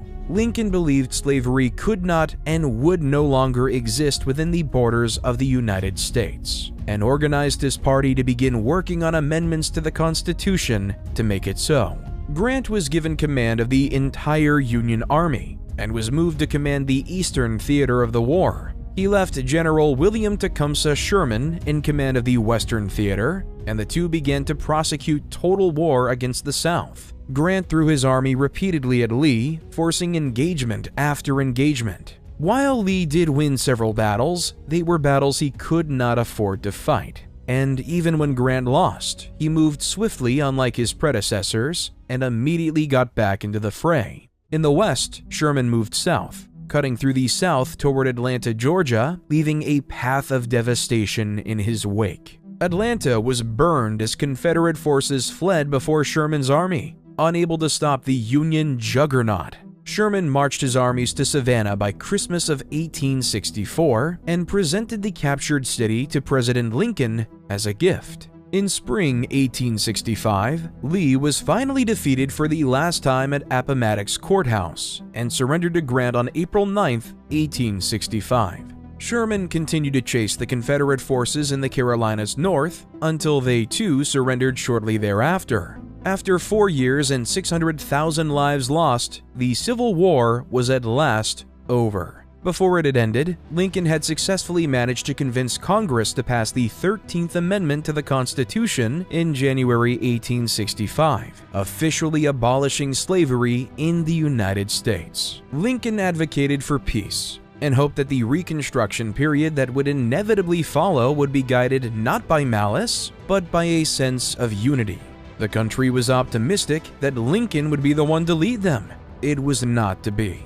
Abraham Lincoln, the 16th President of the United States, was assassinated by John Wilkes Booth, a radical Southern supporter, and died on the morning of April 15, 1865. Booth was hunted down and killed during the manhunt, while his co-conspirators were rounded up and executed for treason. The country mourned the loss of their leader, and the fate of Reconstruction was left in the hands of Lincoln's Vice President, Andrew Johnson. Reconstruction began immediately after the end of the Civil War, and the South was separated into 5 military districts. These districts were occupied by U.S. troops in order to help re-establish law and order in the region, as well as enforce the new laws of Reconstruction. Over the course of 5 years, the Congress successfully passed an additional 2 constitutional amendments to secure the rights of the now free black citizens of the United States. The first, the 14th Amendment, granted the right of citizenship to all those born within the United States, and granted those citizens the right of equal protection under the law. The second, the 15th Amendment, guaranteed citizens the right to vote, regardless of race, color, or previous condition of servitude. The resentment of many individuals in both North and South grew as the U.S. government expanded the rights and liberties of Black Americans to match those of white Americans. Especially in regions deeply affected by the Civil War in the South, groups of white supremacists rose up and formed several hate organizations such as the Ku Klux Klan, or the KKK, which targeted Black Americans and other individuals who favored Reconstruction. In 1868, Ulysses S. Grant, hero of the Civil War, was elected the 18th President of the United States and took office in March 1869. Grant committed much of his early years as president to Lincoln's original goals of Reconstruction, signing numerous acts ensuring naturalization and equal rights of black citizens. To enforce these acts and the new constitutional amendments, he created the Justice Department and wielded the U.S. military to stamp out the KKK and other white supremacist organizations. Sadly, Grant's presidency was wrought with political turmoil from both within his own party and without. The newly reformed governments of the southern states lashed out at the Reconstruction laws and continuously caused issues during elections. Grant found his hands tied as his second term came to an end, and the country began its return to stalemate and compromise as the economic and business interests of both parties began to usurp the social crises of Reconstruction.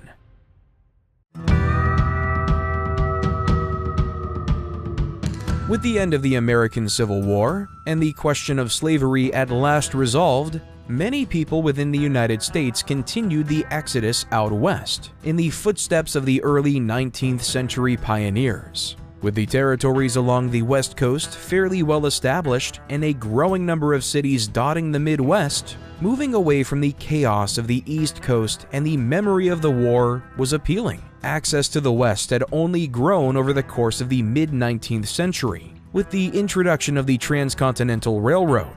From 1863 to 1869, a transcontinental railroad was built to connect the eastern and western coasts of the U.S. The very first steam train had debuted in 1830, and by 1850, more than 9,000 miles of track had been laid. In 1860, it was decided that the mountain pass where the Donner Party had been trapped was an ideal place for a railroad to cut through the Sierra Nevada mountains. When President Abraham Lincoln signed the Pacific Railroad Act into law in 1862, construction commenced. Though railroad workers suffered attacks from members of the Sioux, Arapaho, and Cheyenne tribes as they progressed across the land. Wherever the railroad went, ramshackle settlements of the sort immortalized in Wild West culture were soon to follow. These places were hotbeds for drinking, gambling, prostitution, and violence. When construction of the Transcontinental Railroad finished at Promontory Summit, north of the Great Salt Lake in Utah, a final spike made of 17.6 karat gold was ceremoniously driven into the ground before a crowd of workers and dignitaries. With the railroad's completion, the travel time for making the 3,000-mile journey across the United States was cut from months to under a week. This made the economic export of Western resources to Eastern markets easier and increased the speed of westward expansion. As settlers entered newly accessible territories, conflicts with Native Americans increased. During this time, the exploits, both real and exaggerated, of notorious outlaws gained the perpetrators' infamy at the time, and an enduring legacy today. Wyatt Earp, former Marshal of Dodge City, Kansas, moved to Tombstone, Arizona Territory in 1879, with several of his brothers in search of riches from the silver boom. While there, the Earps ran into a gang of outlaws called the Cowboys, led by Ike Clanton. The Earps all had law enforcement backgrounds, with Virgil Earp acting as both town marshal for Tombstone and as a deputy U.S. Marshal. They teamed up with the temporary policeman Doc Holliday. The lawman had a long-standing feud with the Clanton gang, but things came to a head when Virgil made the decision to enforce a city ordinance prohibiting carrying weapons in town, which meant disarming the gun-toting cowboys. This intervention led to the shootout at the OK Corral, a 30-second gunfight that nevertheless became symbolic of the Old West, a time when the frontier was virtually lawless as a consequence of lawmen being spread incredibly thin over vast territories.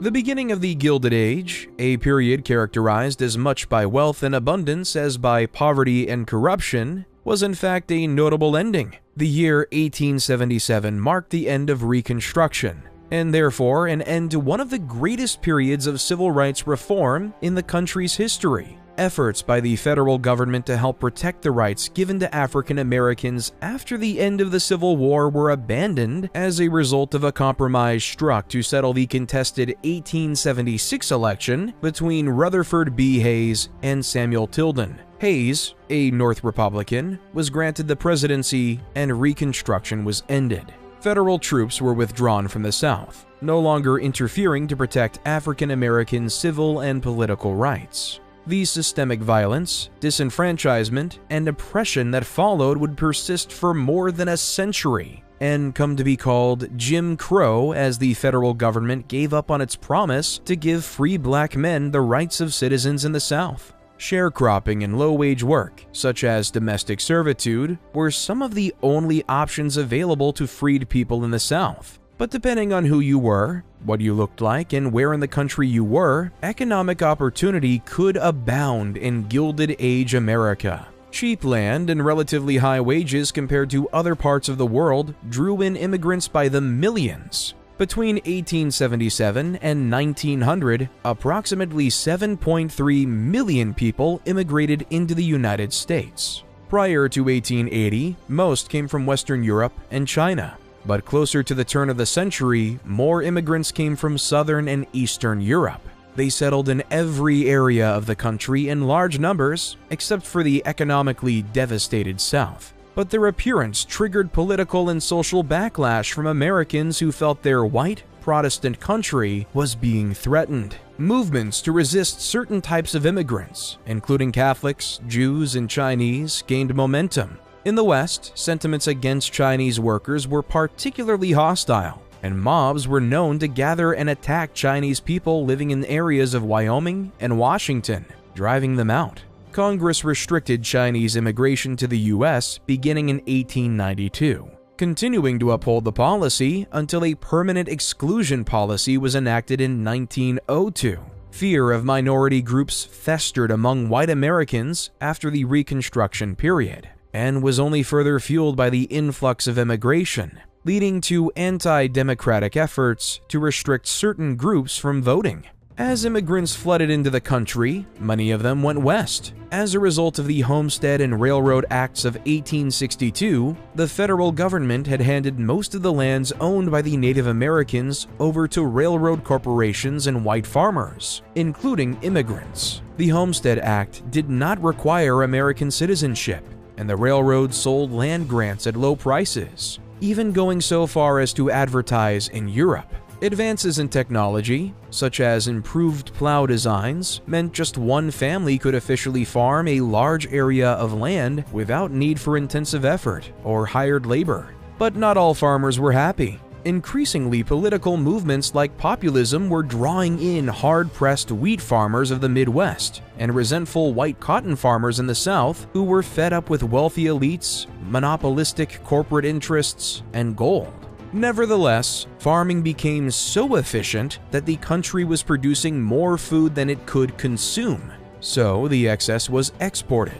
This was all made possible by the expansion of railroads that had occurred in the 1850s and 60s, for they made previously inaccessible land much more feasible and profitable to work. Between 1865 and 1898, America's output of wheat increased by 256%, corn by 222%, coal by 800%, and the miles of railway track by 567%.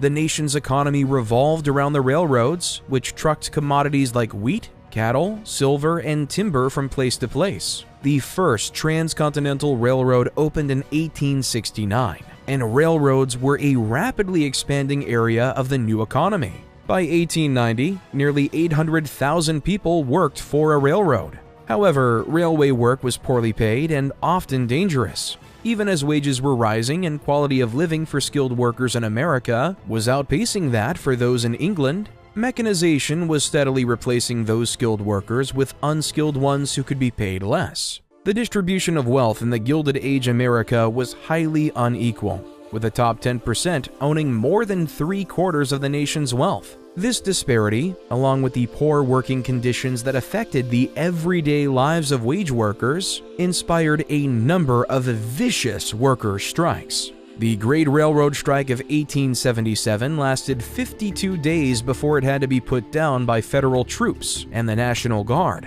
but only after the fighting had resulted in over 100 deaths and workers having burned several railroad cars and engines. Another big railroad strike occurred in 1886, involving more than 200,000 labor union workers. On May 4, 1886, a gathering at Haymarket Square in Chicago to protest police brutality against striking workers turned into a riot when someone threw a bomb at police officers trying to disperse the crowd. In the ensuing chaos, 7 police officers and 1 protester died. Searching for those responsible, police in Chicago and elsewhere rounded up radicals, labor organizers, and anti-capitalists, selecting 8 men who were tried and convicted for the events at Haymarket Square. Though some found the trial's evidence to be weak and saw the convicted men, most of whom were given the death sentence, as martyrs, for many others the takeaway from this event was heightened anti-labor sentiment.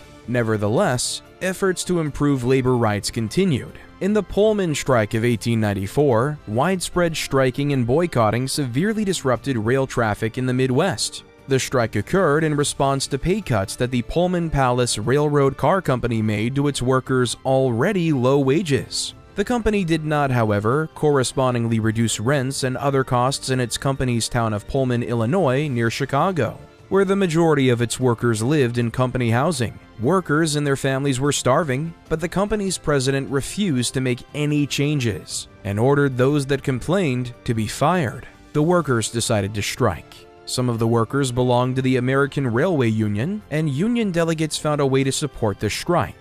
ARU members across the country would boycott the Pullman Company, refusing to hitch Pullman-made cars to trains and unhitching any Pullman cars already attached. The strategy, masterminded by ARU president and future U.S. presidential candidate Eugene V. Debs, soon had 125,000 workers on 29 railroads quitting work rather than handle Pullman cars. Some estimates say the number was closer to 250,000 workers across 27 states. Though the strike was successfully holding up trains, workers were still angry, and in addition, they set fire to engines and engaged in various riots. President Grover Cleveland sent federal troops to Chicago to quell the violence and obtain the court injunction, which said the ARU could no longer communicate with any of its members nor do anything to stop its members from working. Violence erupted between the striking workers and the federal troops, culminating July 6, 1874, when more than 6,000 rioters destroyed hundreds of rail cars in the South Chicago Panhandle yards. The strike only finally came to an end when the railroad started hiring non-union workers to replace those it lost. The train started moving again.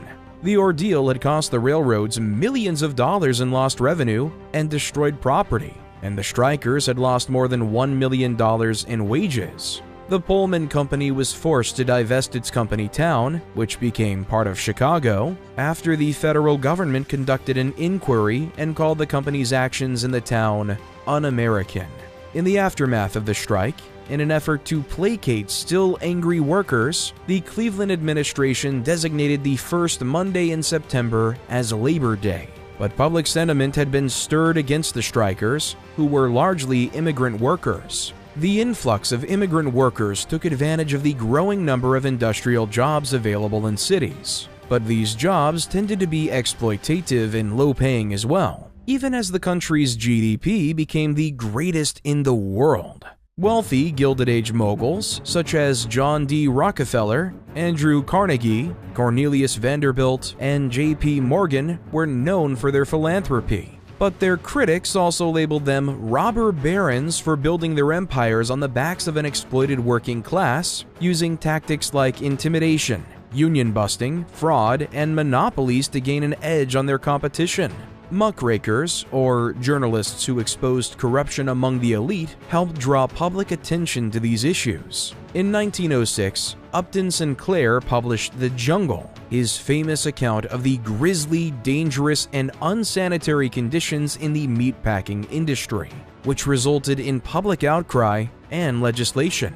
Ida Tarbell wrote a 19-part series for McClure magazine in 1902 about Rockefeller, resulting in his Standard Oil Company being broken up for being a monopoly. Meanwhile, as the rich got richer, the cities were filling with tenements and slums as their populations grew. Another muckraker, the photographer Jacob Riis, became famous in 1890 when he published a book called How the Other Half Lives, depicting his photographs of New York City slums, which prompted city officials to try to improve the conditions there. When the Great Blizzard of 1888 dropped between 40 to 50 inches of snow on the New York area, more than 200 people died in New York City alone, most found buried in snowdrifts along city sidewalks. But in contrast to the extreme poverty, technological marvels like new bridges, trolley lines, subways, elevators, and skyscrapers were bringing the cities into the industrial age. Thomas Edison invented a long-lasting light bulb in 1879, and the Pearl Street Power Station was bringing electric light to a small number of customers in New York City. By the light of the electric light bulb, people read newspaper accounts of the Kentucky meat shower, a mysterious event that occurred March 6, 1876. Residents of Olympia Springs, Kentucky were shocked to find large chunks of meat falling from the sky, which was never fully explained despite attempts to investigate it, though the favored local explanation was that it was vulture vomit. Construction on the Brooklyn Bridge, which connects the city's boroughs of Manhattan and Brooklyn over the East River, began in 1869. When it opened in 1883, it was the longest suspension bridge in the world. It was an architectural and engineering accomplishment masterminded by John Augustus Roebling, who had developed his own method for weaving wire cables. After an on-site accident killed him at the beginning of the project, his son, Washington Roebling, took over management of the project. At least 20 workers were killed during construction, and many more were used to construct the foundations of the bridge towers. Workers toiled inside the caissons underwater at nearly double the normal atmospheric pressure, and when they returned to the surface, had symptoms of what was then called caisson disease, but today would be known as the bends. When decompression occurs too quickly, bubbles of nitrogen form in the bloodstream and can result in sharp pains, slurred speech, muscular paralysis, vomiting, and cramps. Washington Roebling, too, suffered from the caisson sickness and became bedridden, though his wife, Emily Warren Roebling, stepped in to serve as a liaison between her husband and the construction team. When the bridge was finished, she was the first person to cross it by carriage, carrying a rooster as a symbol of victory. The Gilded Age was a time of enormous economic swings, with the United States experiencing unprecedented economic growth, but also marred by economic downturns that sent prices crashing.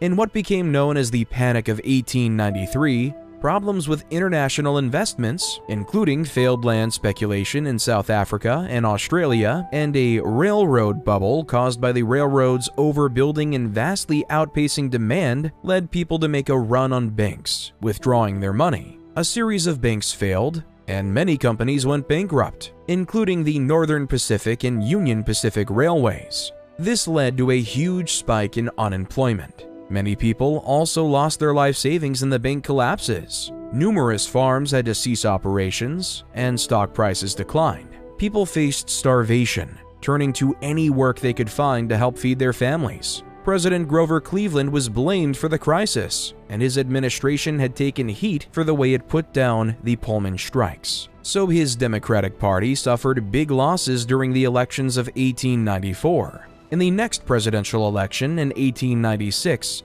the Democratic candidate William Jennings Bryan was backed by the Populist People's Party, but he failed to beat the Republican candidate William McKinley. By the end of the Gilded Age, many people had become fed up with extreme wealth inequality, abusive tycoons, and widespread poverty, and were ready to usher in a new era of reform when, after McKinley was assassinated, President Theodore Roosevelt took office in 1901.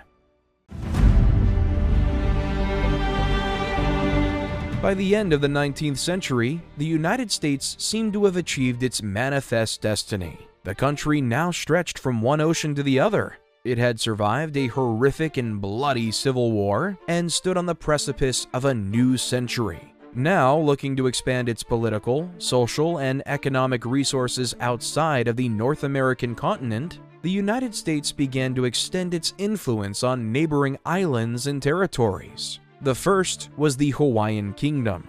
Located 2,400 miles or roughly 3,900 kilometers from the U.S. mainland, the Hawaiian Islands had been ruled by the Kamehameha dynasty since the late 1700s. In 1846, under the presidency of John Tyler, the United States had recognized the independence of the Hawaiian Kingdom and opened trade with the island nation. Enterprising Americans also secured vast sugar plantations on the island, and American-born immigrants began to flood to Hawaii. The United States and the Kingdom of Hawaii had frequent disagreements over the sugar trade, and while the Hawaiians appealed for relief from the U.S. government, it was frequently ignored. As the presence of U.S. natives began to overtake the island, so too did the presence of the U.S. military. On January 1887, the U.S. began leasing Pearl Harbor from the Kingdom of Hawaii, giving U.S.-born Hawaiians the confidence to begin plotting against the Hawaiian natives in the government. In July 1887, they launched a rebellion and forced the king to agree to what has become known as the Bayonet Constitution, which stripped the king of many of his powers and gave more power to the foreign white plantation owners. In 1891, the Hawaiian king Kalakaua passed away, leaving the throne, an unsteady government, and an economically crippled Hawaii to his sister, Liliuokalani. Queen Liliuokalani immediately began work trying to undo the damage done by the Bayonet Constitution, and by 1893 was preparing to organize a rewriting of the Hawaiian government. In direct contrast, the Committee of Safety, a political council of white U.S. and European-born landowners, began raising forces to once again overthrow the government. Both sides quickly mobilized troops, and the Committee of Safety declared the Queen deposed and established a provincial Republic of Hawaii, led by Sanford B. Dole. The U.S. Navy responded to a request for aid from the new provincial republic and arrived to keep the peace, naturally in favor of the American-born rebels. The Queen was placed under house arrest and never attempted to fight back, hoping to avoid any unnecessary bloodshed. In Washington, President Grover Cleveland reacted with shock and horror and condemned the provincial republic as an illegal coup, which did not have the support of the U.S. government. Despite this, and several inquiries into the events which had caused the coup, the Republic of Hawaii was officially declared legitimate in 1894. Queen Liliuokalani made clear her opposition to the unlawful coup for the rest of her life, but maintained that her decision not to fight the U.S.-backed rebels would save lives. In February 1895, on the island of Cuba, rebels were fighting for independence from Spain's colonial rule. Graphic portrayals of Spain's efforts to quell the rebellion were shared by several U.S. newspapers, and among the American public, support for the rebels grew. The fighting also created economic and political instability in an area very close to the U.S., which concerned some Americans. In April 1895, Spain announced an armistice and instituted a program to give Cubans limited powers of self-government. However, the U.S. had long been interested in ridding the Western Hemisphere of European colonial powers. The U.S. saw its opportunity when an American battleship, the USS Maine, mysteriously sank while stationed in the Havana harbor on February 15, 1891, killing 268 members of the crew. Using "Remember the Maine" as a call to action, pro-war propagandists drummed up public support for the conflict, blaming Spain for the sinking of the Maine. The U.S. quickly issued resolutions that declared Cuba's right to independence and demanded the withdrawal of Spain's armed forces and authorized President William McKinley to use force to ensure the withdrawal occurred. The U.S. also stated it had no intention to annex Cuba itself. The Spanish government rejected the Americans' ultimatum and immediately severed diplomatic relations with the U.S. McKinley responded with a naval blockade of Cuba on April 22, 1898, and issued a call for 125,000 military volunteers. First, U.S. forces attacked the Spanish naval squadron anchored in Manila Bay in the Spanish colony of the Philippines. The fleet was destroyed in just 2 hours, and Commodore George Dewey even paused the Battle of Manila Bay to order his crew a second breakfast. Fewer than 10 Americans were lost in this battle, while the Spanish lost almost 400. Next, American forces zeroed in on the Spanish Caribbean Fleet. Under General William Shafter, an army which included future President Theodore Roosevelt and his 1st Volunteer Cavalry, the Rough Riders, advanced on land toward the city of Santiago. The Rough Riders were instrumental in the Battle of San Juan Hill, in which they captured the hill and used it as a strategic place from which to attack the Spanish military stronghold in Santiago. The U.S. Army drove the Spanish Navy out of Santiago's port by approaching the city from multiple points. Then, the U.S. Navy proceeded to destroy Spain's ships on July 3rd, allowing for a relatively safe siege on the city. A ceasefire was signed August 12th. The U.S. military's force had so dwarfed Spain's power that future Secretary of State John Hay described the conflict as a splendid little war.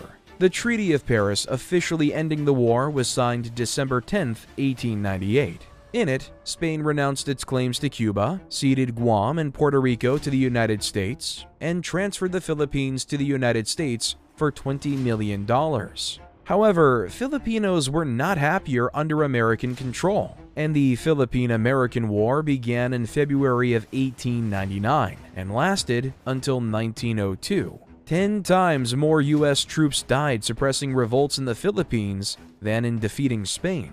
The McKinley administration also used the Spanish-American War as a pretext to annex the independent state of Hawaii. The U.S. emerged from the war a world power with a new stake in international politics. This would soon lead the U.S. to play a determining role in the affairs of Europe and the rest of the globe. Spurred to action by the suffering caused by recessions in the late 1890s, the turn of the 20th century was characterized by a desire for change. Many people were tired of the tight alliances between powerful Gilded Age politicians and businessmen, as well as the problems caused by rapid industrialization and urbanization like the growth of slums, widespread pollution, and increased exploitation of labor. With former Vice President Theodore Roosevelt newly established in the head office after President William McKinley was assassinated, the progressives were set to transform the American landscape into something far more modern. Roosevelt, who at 43 was the youngest president in the nation's history, came into office in 1901 with enthusiasm for the public good. Unlike presidents before him, he wielded the Sherman Antitrust Act to break up monopolies, including the railroad owned by J.P. Morgan. The company, Northern Securities, controlled almost all railroad shipping across the northern U.S., and in 1902, Roosevelt went on the offense and took the matter to the Supreme Court, which sided with Roosevelt. And whereas the former president, Grover Cleveland, had sent federal troops to quell a railroad strike in the 1880s, when Roosevelt was faced with a large-scale coal miner strike in 1902, he sent representatives to serve as neutral mediator. Roosevelt easily won re-election in 1904, campaigning on his Square Deal platform of trust-busting, conserving natural resources, and protecting the consumer. Like in the Gilded Age, immigrants from Southern and Eastern Europe were continuing to arrive in the U.S. in large numbers during the Progressive Age. Between 1900 and the outbreak of war in Europe in 1914, more than 13 million immigrants arrived. This meant the issues of slums and tenements that were so prevalent during the Gilded Age were only growing. The progressives, who were mostly middle-class, white social reformers, saw the urban poor as a social concern. As early as 1889, reformers Jane Addams and Helen Gates Starr opened Hull House in Chicago, one of the first social settlements in North America. It provided social services, including early child education and adult education, to poor immigrants. Progressive activists each had certain issues they felt were more important to address, so reform movements were a patchwork of efforts that covered a wide swath of social ills. Some progressive reformers sought to expand the powers of government to rein in the negative aspects of capitalism. Companies could no longer simply operate unregulated with the advent of state factory inspectors and public health bureaus, which were tasked with minimizing unsafe working conditions, stopping poisoned food from being sold, and tamping down on contagious diseases. One event that prompted greater corporate regulation was the Great Molasses Flood of 1919. which occurred in Boston when a tank containing 2.3 million gallons of molasses exploded and sent a wave of the sticky molasses through the streets of the city. The wave was said to move at up to 35 miles per hour and be up to 25 feet tall. 21 people died and more than 150 were injured, and an area of several blocks was flooded up to 2 to 3 feet. The tank was used by the Purity Distilling Company to store molasses before it was taken by pipeline to be fermented to produce ethanol, an ingredient in alcoholic beverages and a key component in munitions. Though the company claimed the tank was blown up by anarchists, a class action lawsuit was brought on behalf of the victims, and a court-appointed auditor found the company was responsible. It was one of the first class action lawsuits in Massachusetts and provided cash payments to the families of victims. Progressive reformers sought to clean up big business and the government in a variety of ways, including through the adoption of more amendments to the Constitution. The 16th Amendment, which made it legal to graduate the income tax based on a person's income, was added in 1909. And the 17th Amendment attempted to make elections more fair by instituting the direct election of senators, rather than by state legislatures, which could be controlled by political bosses, in 1913. Other political reforms sought to give citizens more direct control over their governments by instituting the initiative and the referendum, which let citizens put proposed laws on a ballot without needing support from their legislators. Reformers also sought to streamline government via the short ballot, which was intended to increase government accountability and clarity, and public utility commissions sought to stabilize the pricing of city gas and water supplies, streetcar fares, and railroad shipping, while zoning boards and city planning commissions sought to clean up slums, improve polluted water supplies, and bring order to chaotic land markets. Other reformers focused on preventing the spread of venereal diseases, stopping prostitution, and taking other measures for public health and morality. Among these, the Women's Christian Temperance Union, the Anti-Saloon League, and the Young Men's Christian Association, YMCA, led efforts to promote temperance, or abstaining from alcohol, and discouraging premarital sex. Temperance and prohibition were causes taken up by a great number of progressive reformers, who saw alcohol as an evil that spawned a variety of other issues like domestic violence and poverty. These activists, known as the Dries, helped set the stage for various states to pass legislation banning the sale, possession, or transport of alcohol. In 1907, Georgia and Alabama were the first states to go dry, followed by Oklahoma, Mississippi, North Carolina, and Tennessee. By 1917, 2/3 of the states had some form of prohibition laws, and roughly 3/4 of the population lived in dry areas. With the passage of the 18th Amendment to the Constitution in 1919, which kicked off the era of alcohol prohibition in the U.S., this patchwork was given federal support. Not all reform projects were undertaken by middle-class white people. The Progressive era also saw black communities in the segregated South take up reform projects, like improving schools, seeking out larger shares of state budgets, engaging in legal action to secure equal rights, and environmental efforts. At the same time, however, the country was deep in a period known as the nadir of race relations, which brought some of the worst racial violence and racist policies into being. During this time, African Americans lost access to many of the rights improvements they had gained during the Reconstruction period. Violence, lynchings, segregation, and legalized racial discrimination all proliferated. In reaction, African Americans began increasingly to move north, in a period known as the Great Migration. Many of those who migrated moved to northern cities such as New York, Chicago, Cleveland, and Philadelphia. They still faced serious hostility, as well as segregation and widespread racism.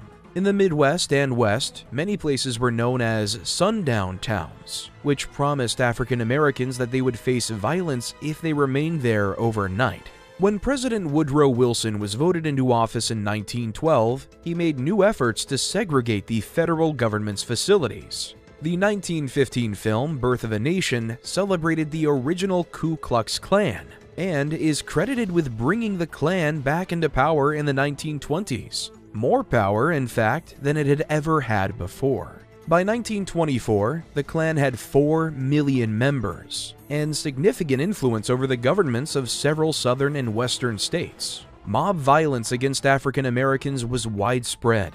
36 cities across the U.S. saw white supremacist violence in the summer of 1919, which became known as the Red Summer. White mobs murdered at least 43 black men that year, but a report delivered to President Wilson indicated that the states were unwilling to take any action to prosecute the murders. Many former black soldiers who had returned from deployment in World War I were angered and frustrated by these conditions after having fought for their country. From a progressive reform perspective, many people felt that race relation problems actually stemmed from a society that was being integrated, and reformers fought for increased segregation. Between 1895 and 1910, progressives in southern states helped deny black people the right to vote by popularizing the Grandfather Clause, which restricted voting rights to men who were allowed to vote or whose male ancestors were allowed to vote before 1867. This disenfranchised black voters because the 15th Amendment, which provided them the right to vote,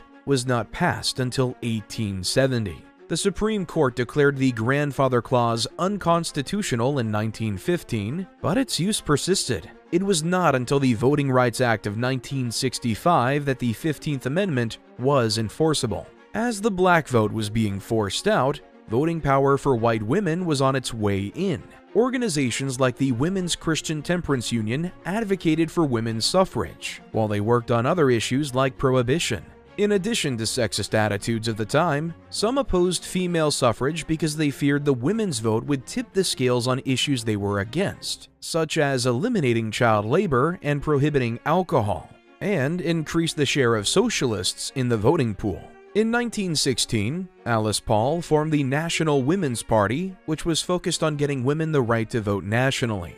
When the U.S. entered World War I in 1917, to replace the men who left to fight, women moved into workplaces that traditionally were closed to them. The 19th Amendment, which prohibited discrimination in voting on the basis of sex, was adopted on August 18, 1920. The U.S. sought to be a world leader in other areas. The quest for an explorer to reach the North Pole, considered the last unexplored area of the Northern Hemisphere, inspired competition between British, Norwegian, and American teams. Numerous journeys were attempted. In 1909, the New York Times announced that explorer and former U.S. Navy Commander Robert Peary had successfully reached the North Pole. But his victory was marred by another American explorer, Frederick Cook, who claimed he had visited the pole a year earlier. The competing claims drew significant controversy, with people unsure of who to credit with the victory. Newspapers polled their readers on which explorer they thought had been victorious.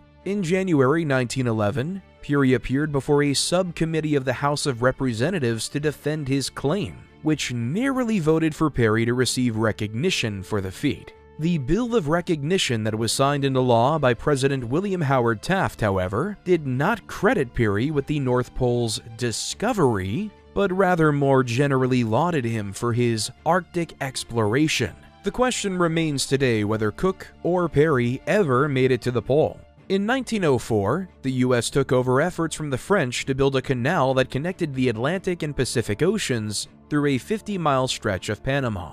The idea of a Panama Canal dated back to the earliest explorers of the Americans, who realized it would be a useful shortcut between Europe and Eastern Asia. Under direction from President Roosevelt, the U.S. fought back mosquito-borne illnesses, stubbornly excavated through the local mountain range, and devised a system of locks and dams that would move boats across uneven water levels. The canal officially opened on August 15, 1914. And at the time was the most expensive project in U.S. history, costing the U.S. government around $375 million at the time.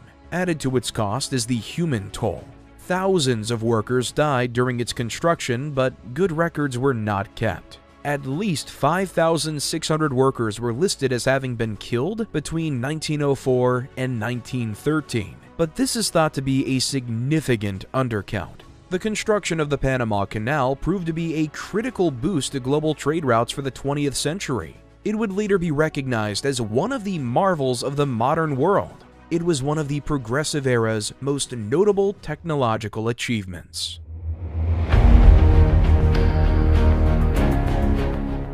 As European countries took sides in the conflict between Austria-Hungary and Serbia in 1914, President Woodrow Wilson declared the United States was going to remain neutral in what was then being called the Great War. However, after a German submarine sank the British ocean liner Lusitania in 1915, killing over 1,000 people, including 128 Americans, public opinion on U.S. involvement began to change. In 1917, the British intercepted a coded message from German Foreign Minister Arthur Zimmermann to the German minister in Mexico proposing an alliance between the countries to take back Mexican territory if the U.S. were to enter the war on the side of the Allies. Public outcry against this plan, as well as against the ongoing German submarine attacks on non-military vessels, led Wilson to ask Congress to declare war on Germany. Congress agreed on April 6, 1917, and soon passed the Selective Service Act, instituting the first draft since the Civil War,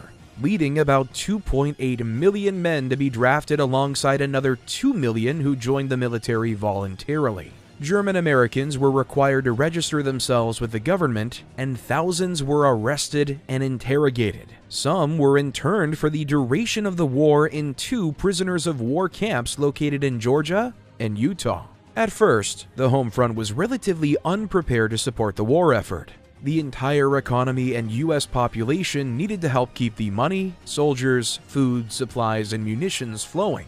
The federal government created many new agencies to help the economy pivot to support the war effort and to produce propaganda. A week after declaring war on Germany, Wilson established the Committee on Public Information, a bureau dedicated to creating pro-war propaganda. Using photographs, movies, rallies, scripted speeches, press reports, and public meetings, the CPI fostered American patriotism and stoked anti-German sentiment. With the passage of the Espionage Act of 1917 and the Sedition Act of 1918, criticism of the government or the war effort was essentially outlawed. A particular focus was put on children and youth organizations, who were expected to teach patriotism and to help encourage support for the war.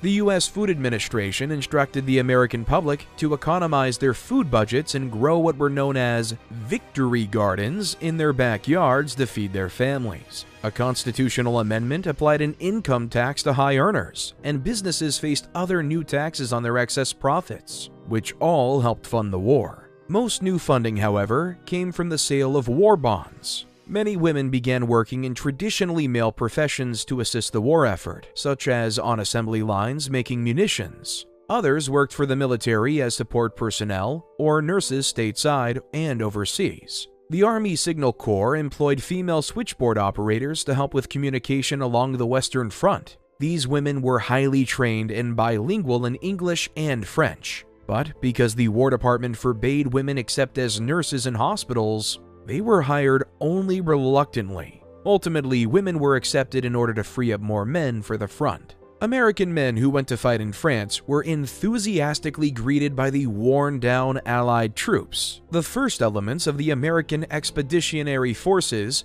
under the command of General John J. Pershing, arrived in France in June 1917. By early 1918, U.S. forces were arriving at a rate of 10,000 a day, which had a significant impact on the Allies' ability to push back the Germans' powerful spring offensive. While American commanders initially were using flawed tactics that others had already abandoned, resulting in attacks with high casualty rates, the infusion of U.S. troops contributed to the Allies' strategic position and improved morale. During the 100 Days Offensive by the Allies in 1918, American forces launched the Meuse-Argonne Offensive. Over 47 days, 1.2 million American troops drove the Germans back 40 miles. More than 26,000 American soldiers died. The 100 Days Offensive helped the Allies win the war, which was officially declared won on November 11, 1918. Overall, in less than 6 months of fighting, the U.S. suffered 53,402 battle deaths, and another 63,114 people died from accidents and disease. The US promptly ended wartime contracts and brought troops home, but the US at the time lacked programs to help veterans readjust to civilian life. In January 1919, the US joined the other allies in Paris to negotiate peace. President Wilson brought a list of 14 points, some of which ended up in the final agreement, including the creation of a League of Nations, the first worldwide intergovernmental organization dedicated to maintaining world peace. The Treaty of Versailles was signed on June 28, 1919, but the US never ratified the treaty, and instead made a separate peace treaty with Germany. Wilson, a Democrat, had refused to bring any leading Republicans to the peace talks, as he sought peace without victory. Republicans controlled the Senate after the election of 1918 and were outraged that Wilson refused to discuss the war, as they wanted Germany's unconditional surrender. Because the senators were divided, Democrats supporting Wilson against the irreconcilables, or the Republicans and some Democrats who were against the treaty, it proved impossible to obtain the two-thirds majority needed to pass. The Democrats who opposed the treaty represented those among the American public, mostly Irish Catholics and German Americans, who were intensely opposed to the treaty because they thought it favored the British. On November 19, 1919, for the first time in its history, the Senate rejected a peace treaty. Under Wilson's successor, Warren G. Harding, the U.S.-German peace treaty was signed August 25, 1921. The treaty allowed for American-German cooperation, not under the purview of the League of Nations.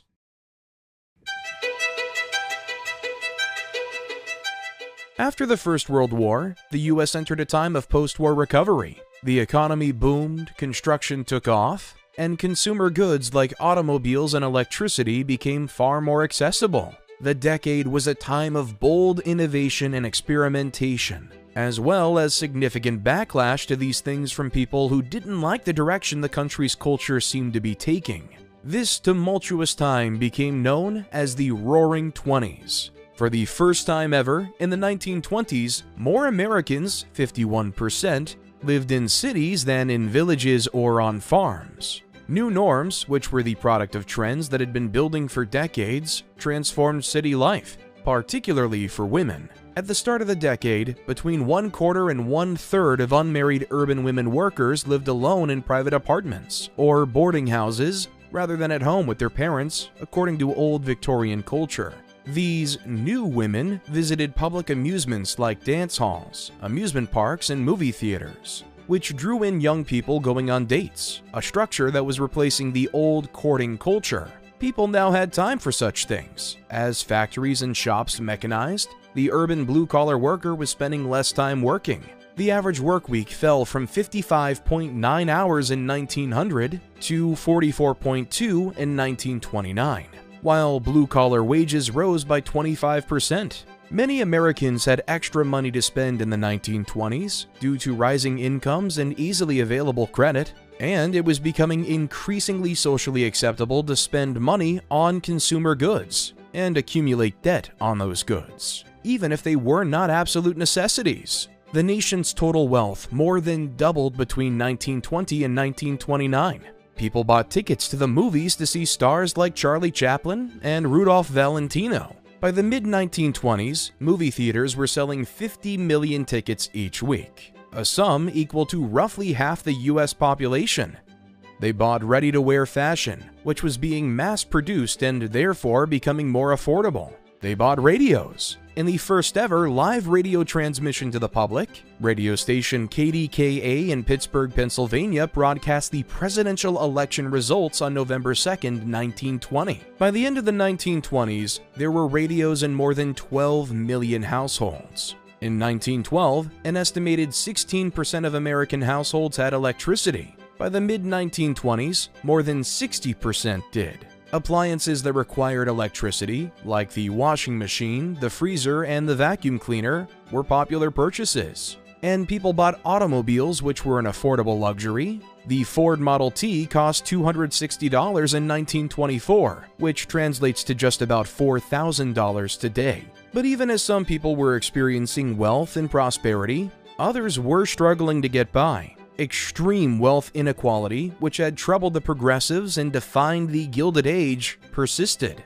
The income of the top 0.1% of families equaled the income of the bottom 42% during the 20s. And over 40% of Americans got by on less than $1,500 each year, or the poverty line at the time. Most people living outside of cities did not experience the prosperity of the Roaring '20s. Farm prices hit rock bottom in the aftermath of World War I. The proliferation of cars meant people were more able to travel wherever they wanted, and many of the young people of the day wanted to go out and dance at jazz clubs. Jazz music was brought north by black artists who had come from New Orleans, where the form originated. Chicago became the art form's new center, with the city boasting more than 100 jazz clubs. Whites and blacks began mixing socially for the first time in the black and tan clubs of Chicago. Poet Langston Hughes wrote that midnight was like day, referring to the city's music-filled nightlife. Musicians such as Louis Armstrong, Jelly Roll Morton, and Ethel Waters drew crowds to dance halls, and people danced in new African-American-inspired styles. The Charleston, the Cakewalk, the Turkey Trot, and the Flea Hop were all popular dances of the time. Some major dance clubs of the time were the Cotton Club in Harlem, New York, where Duke Ellington's band played, and the Grand Terrace Cafe in Chicago, where Earl Hines' band played. Later, the center of jazz music moved to New York City, where the Harlem Renaissance was in full swing. But because jazz music was pioneered by African Americans and represented a departure from traditionally white forms of music, significant backlash built in response to jazz's rising popularity. People decried it for the supposed moral disasters it created, its roots in black culture, and some termed it the devil's music. By the end of the 1920s, at least 60 communities across the nation had banned jazz from being played in public dance halls. Radio stations carried jazz tunes to listeners across the nation, and 100 million jazz phonograph records were sold in 1927 alone. But because of discrimination and racism, these were mainly recordings of white bands that sounded similar to the black musicians who pioneered the genre. Thomas Edison, the inventor of the phonograph, ridiculed jazz music, saying it sounded better played backwards. And Shaw Faulkner, president of the General Federation of Women's Clubs, a powerful alliance of women's social and reform groups that launched a crusade against jazz in 1921, once said that jazz was originally the accompaniment of the voodoo dance, stimulating half-crazed barbarians to the vilest of deeds. The increasing visibility of black culture in jazz and blues music, as well as the appearance of millions of African Americans who moved north during the Great Migration, inspired significant racist backlash. Millions of people joined the Ku Klux Klan in the 1920s, raising its membership to 5 million by 1925. By mid-decade, the group was in control of the governments of Indiana, Texas, Oklahoma, and Colorado, and was enormously powerful in several other states, including California and Georgia. The fundamentalist conservative paramilitary group initiated white supremacist violence, and also targeted Jews, Catholics, Asians, and the so-called New Women. One of the worst instances of violence was the Tulsa Race Massacre in 1921, when a mob burned the black neighborhood of Greenwood in Tulsa, Oklahoma, to the ground, killing dozens. The KKK only grew in power in Oklahoma after the incident. In general, the 20s were a time characterized by nativism and anti-immigrant feelings. A Red Scare in which people attempted to hunt, expose, and prosecute communists occurred from 1919 to 1920, and the Klan-backed National Origins Act of 1924 severely restricted immigration from Eastern Europe and Asia, while favoring immigrants from Northern Europe and Great Britain. The federal prohibition of alcohol in 1920, which banned the production and sale of alcoholic beverages nationwide, was as much inspired by reformers wishing to cure the country's ills of poverty and violence as by those who were against the growing population of urban-dwelling immigrants in the U.S. Anti-German sentiment after World War I inspired the nickname Kaiser Brew for the beer made in German breweries. Beer, as well as wine, whiskey, and gin, were all banned under the statute, but enforcement proved nearly impossible for the federal government. Smuggling and bootlegging were widespread, and speakeasies, or secret clubs that served illegal alcohol, popped up in cities. In 1927, there were an estimated 30,000 illegal speakeasies, twice the number of legal bars before Prohibition.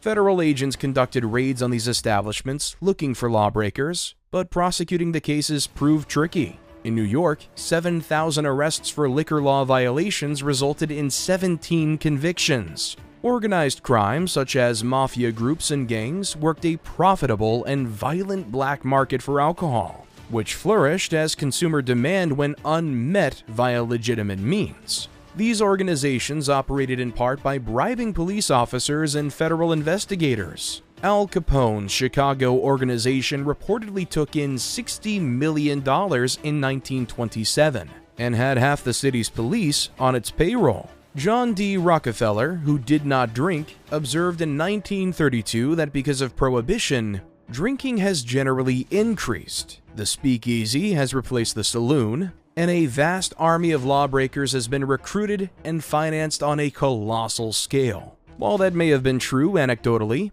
other reports suggest that nationwide, drinking actually decreased during Prohibition. According to statistics, drinking-related deaths from cirrhosis of the liver in men fell between 1911 and 1929. Further, it has been found that alcohol consumption levels did not rebound to their pre-Prohibition levels until the 1960s. All good times must come to an end. Decreased consumer demand, you can only buy so many cars and radios, and mounting consumer debt, coupled with overconfidence in buying stocks, meant stock was highly overvalued. On what would become known as Black Thursday, October 24, 1929, the stock market crashed, triggering the worst economic downturn in American history. The Great Depression, which marked the end of the overconsumptive, freewheeling, roaring 20s. Millions of stock shares ended up being worthless, and consumer confidence vanished. The resulting decrease in consumer spending caused factories to slow production, laying off workers. By 1930, 4 million Americans looking for work could not find it, and by 1931, that number was 6 million. Many Americans with debt were unable to pay it off and had their homes foreclosed upon.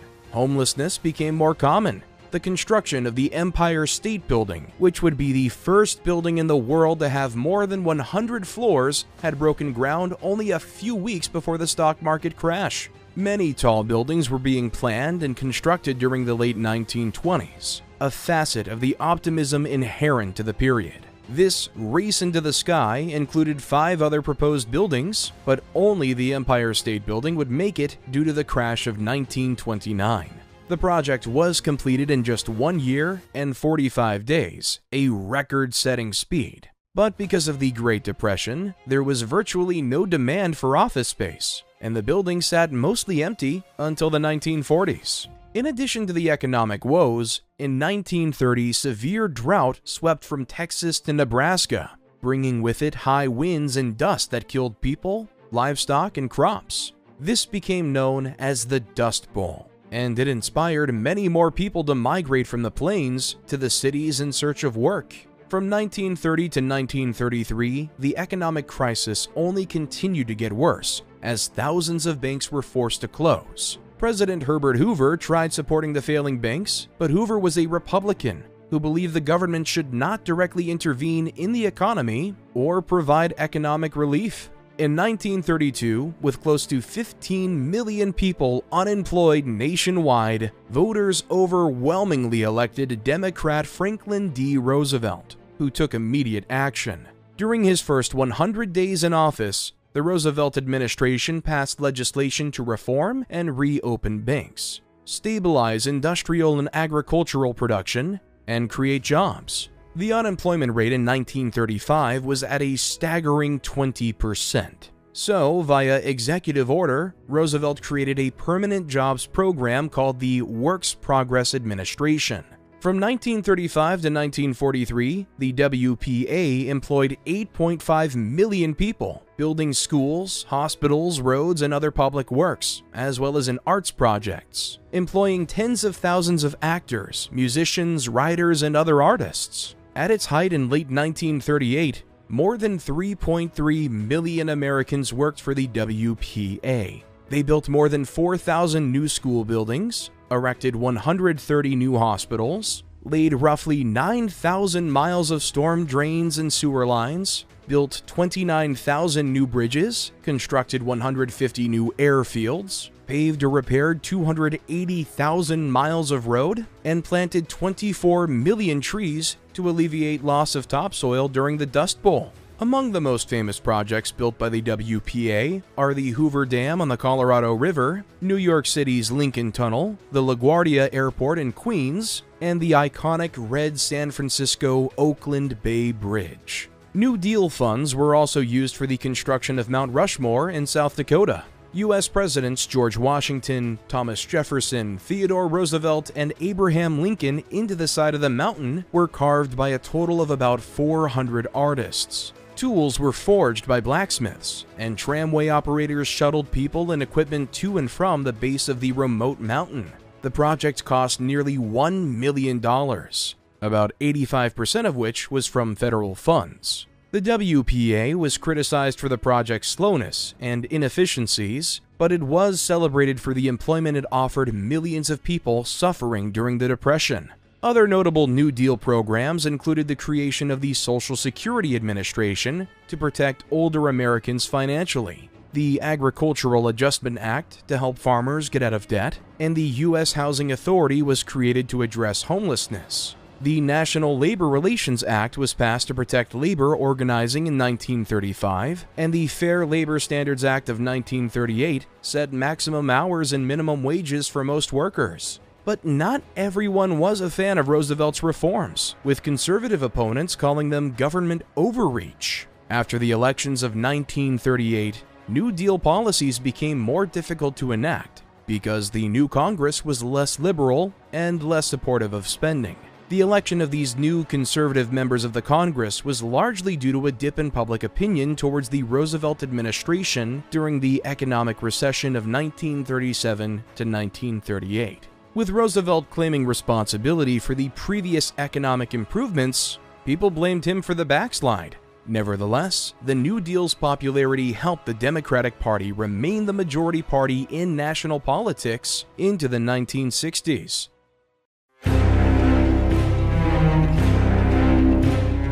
When the Second World War kicked off in Europe in fall 1939, the vast majority of Americans were still in favor of isolation. President Roosevelt, however, realized the importance of ensuring that Britain and France had every chance of success in the conflict. When France fell completely in June 1940, Roosevelt began implementing a Lend-Lease program with the British, sending war material and humanitarian supplies on American ships. On December 7, 1941, the Japanese fleet at last appeared and struck at the American naval base in Pearl Harbor, Hawaii.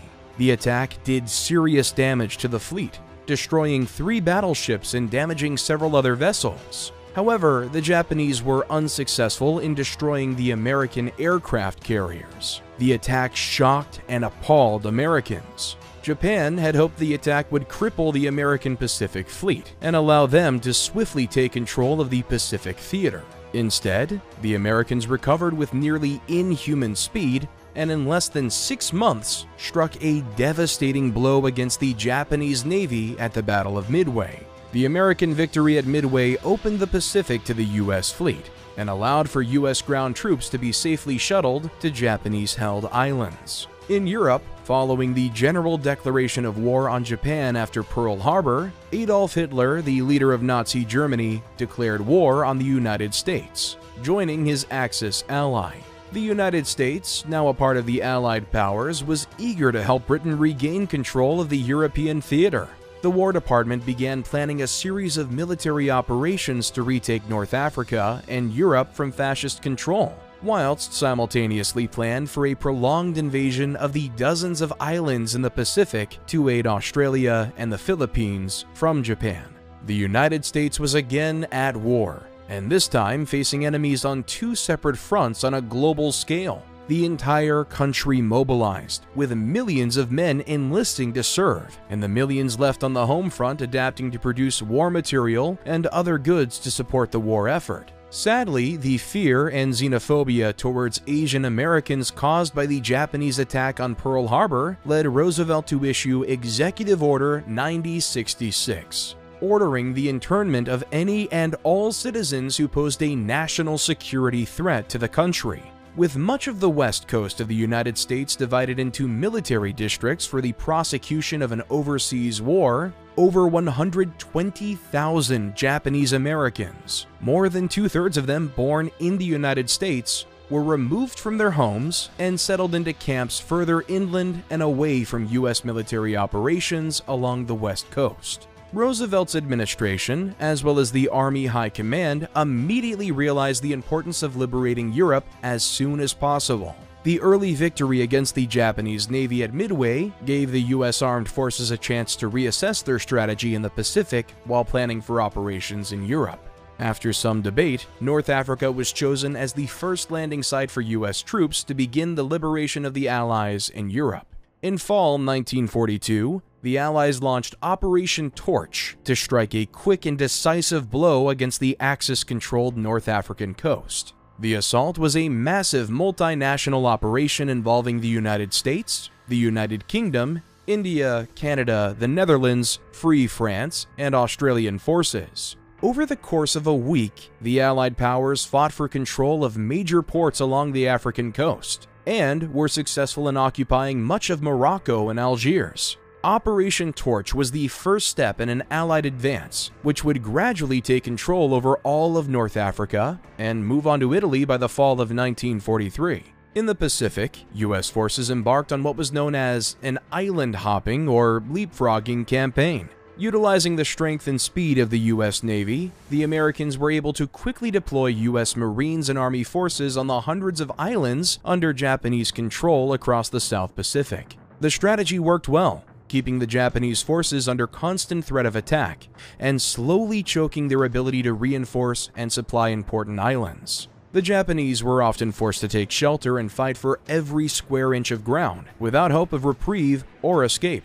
Over the course of 2 years, beginning in the fall of 1942, the U.S. Armed Forces fought brutal campaigns at Guadalcanal, Saipan, Peleliu, Iwo Jima, and Okinawa, and many others. In Europe, with the fall of Italy, the US and the Allies turned their attention to liberating France from Nazi control. On the other side of the European continent, the Soviet Union had at long last repulsed the German invasion of their homeland, and were steadily pushing the Nazis back toward Germany. Seizing on the opportunity, American and British strategists planned for an audacious amphibious assault on the Normandy beaches in the north of France. Under the direction of General Dwight D. Eisenhower, the Allied forces launched Operation Neptune, more popularly known as D-Day, on June 6, 1944. Like Operation Torch in North Africa, D-Day was a multinational assault and included most of the Allied powers, with significant contributions from American, British, Canadian, Australian, and French forces. Undoubtedly one of the most well-known moments of the Second World War, D-Day represented the pinnacle of Allied cooperation and marked the beginning of the end for Hitler's Germany and the Axis powers. It did not take long for the German occupation of France to collapse under the weight of the Allied liberation following D-Day. By the winter of 1944, Allied forces had pushed the Nazi troops to the border of France and Germany and prepared for winter engagements through the Ardennes forest. As the Soviets continued their relentless assault in the east, Hitler diverted critical military assets west, hoping to take the Allies by surprise. In December 1944, German forces launched what would be their final offensive of the war through the Ardennes. The assault was initially successful, pushing Allied forces back. Fortunately, Allied air superiority slowed the Nazi advance and ground it to a halt. When the offensive finally ended, the Germans had successfully nearly encircled a large pocket of US troops and dug in for the winter. In what would become known as the Battle of the Bulge, American forces endured relentless artillery bombardments, surprise attacks, and unforgiving weather conditions, but never gave up. When German forces demanded the American troops to surrender, their commanding officer allegedly replied with a single phrase, "Nuts." When spring came, so too did the Allied air support, and Germans were quickly pushed away, and the pocket was relieved. With their resources exhausted, their troops surrendering in droves, and Allied forces pushing in from both east and west, Germany was at last close to surrender. It would take a few more months of fierce fighting until the Soviet troops reached Berlin. Hitler committed suicide, and the pre-Nazi German government was restored as the war in Europe at last came to an end. In the Pacific, island after island fell to the U.S. advance. By the spring of 1945, the U.S. was preparing for an invasion of the Japanese home islands, a prospect that was not relished by the military or government alike. In April 1945, President Franklin D. Roosevelt died suddenly, leaving the office to his vice president, Harry Truman. Truman was immediately informed of a top-secret program which had been experimenting with the creation of an atomic weapon called the Manhattan Project. Led by physicist Robert Oppenheimer, the project had brought together leading scientific minds from across the United States and beyond to develop an atomic weapon capable of ending the war. When Truman inherited the presidency, he inherited the decision to use the bomb. Faced with a Japanese government unwilling to surrender and what would likely be an incredibly costly series of ground invasions, Truman greenlit the use of the bombs as a way to avoid massive casualties. At 8:15 a.m. on August 6, 1945, the United States dropped Little Boy, an enriched uranium bomb, on the Japanese city of Hiroshima. It exploded roughly a mile above the city with the force of 15 kilotons of TNT. The initial blast destroyed everything within a mile of the bomb's detonation, with the exception of a few earthquake-resistant concrete structures. The 1,200-foot or 370-meter fireball produced by the explosion gave off a blinding flash of light and reached temperatures of 6,000 Celsius or 10,830 degrees Fahrenheit, the same as the surface of the sun. Individuals near the center of the blast were instantly vaporized, leaving behind only their shadows on the bleached white stone. The fireball reached roughly 2 miles or 3.2 kilometers in diameter, consuming everything in its path. The devastation caused by the bombing caused roughly 60% of the casualties, with the remaining losses attributed to injuries sustained and to the radiation which spread from the explosion site. Roughly 80,000 to 140,000 civilians and military personnel were killed as a result of the bombing. As word of the full extent of the damage began to spread, the US government again entreated the Japanese to surrender, threatening to drop yet another atomic weapon if they did not. Again, the Japanese government refused, and a second atomic bomb was dropped on the city of Nagasaki on August 9th. Fat Man, a plutonium bomb, was dropped at 11:01 a.m. over Nagasaki's Industrial Valley and detonated 47 seconds later at 11:02. Fat Man exploded with the force of 21 kilotons of TNT, 40% more than Little Boy had. However, due to weather conditions, the bombardiers had dropped the bomb further away from their intended target, causing much of the explosion to be contained by the mountains surrounding the industrial district. Like the bombing of Hiroshima, the blast and subsequent fireball consumed everything within the blast zone and caused the majority of casualties. Between 60,000 and 80,000 people were killed as a result of the bombing,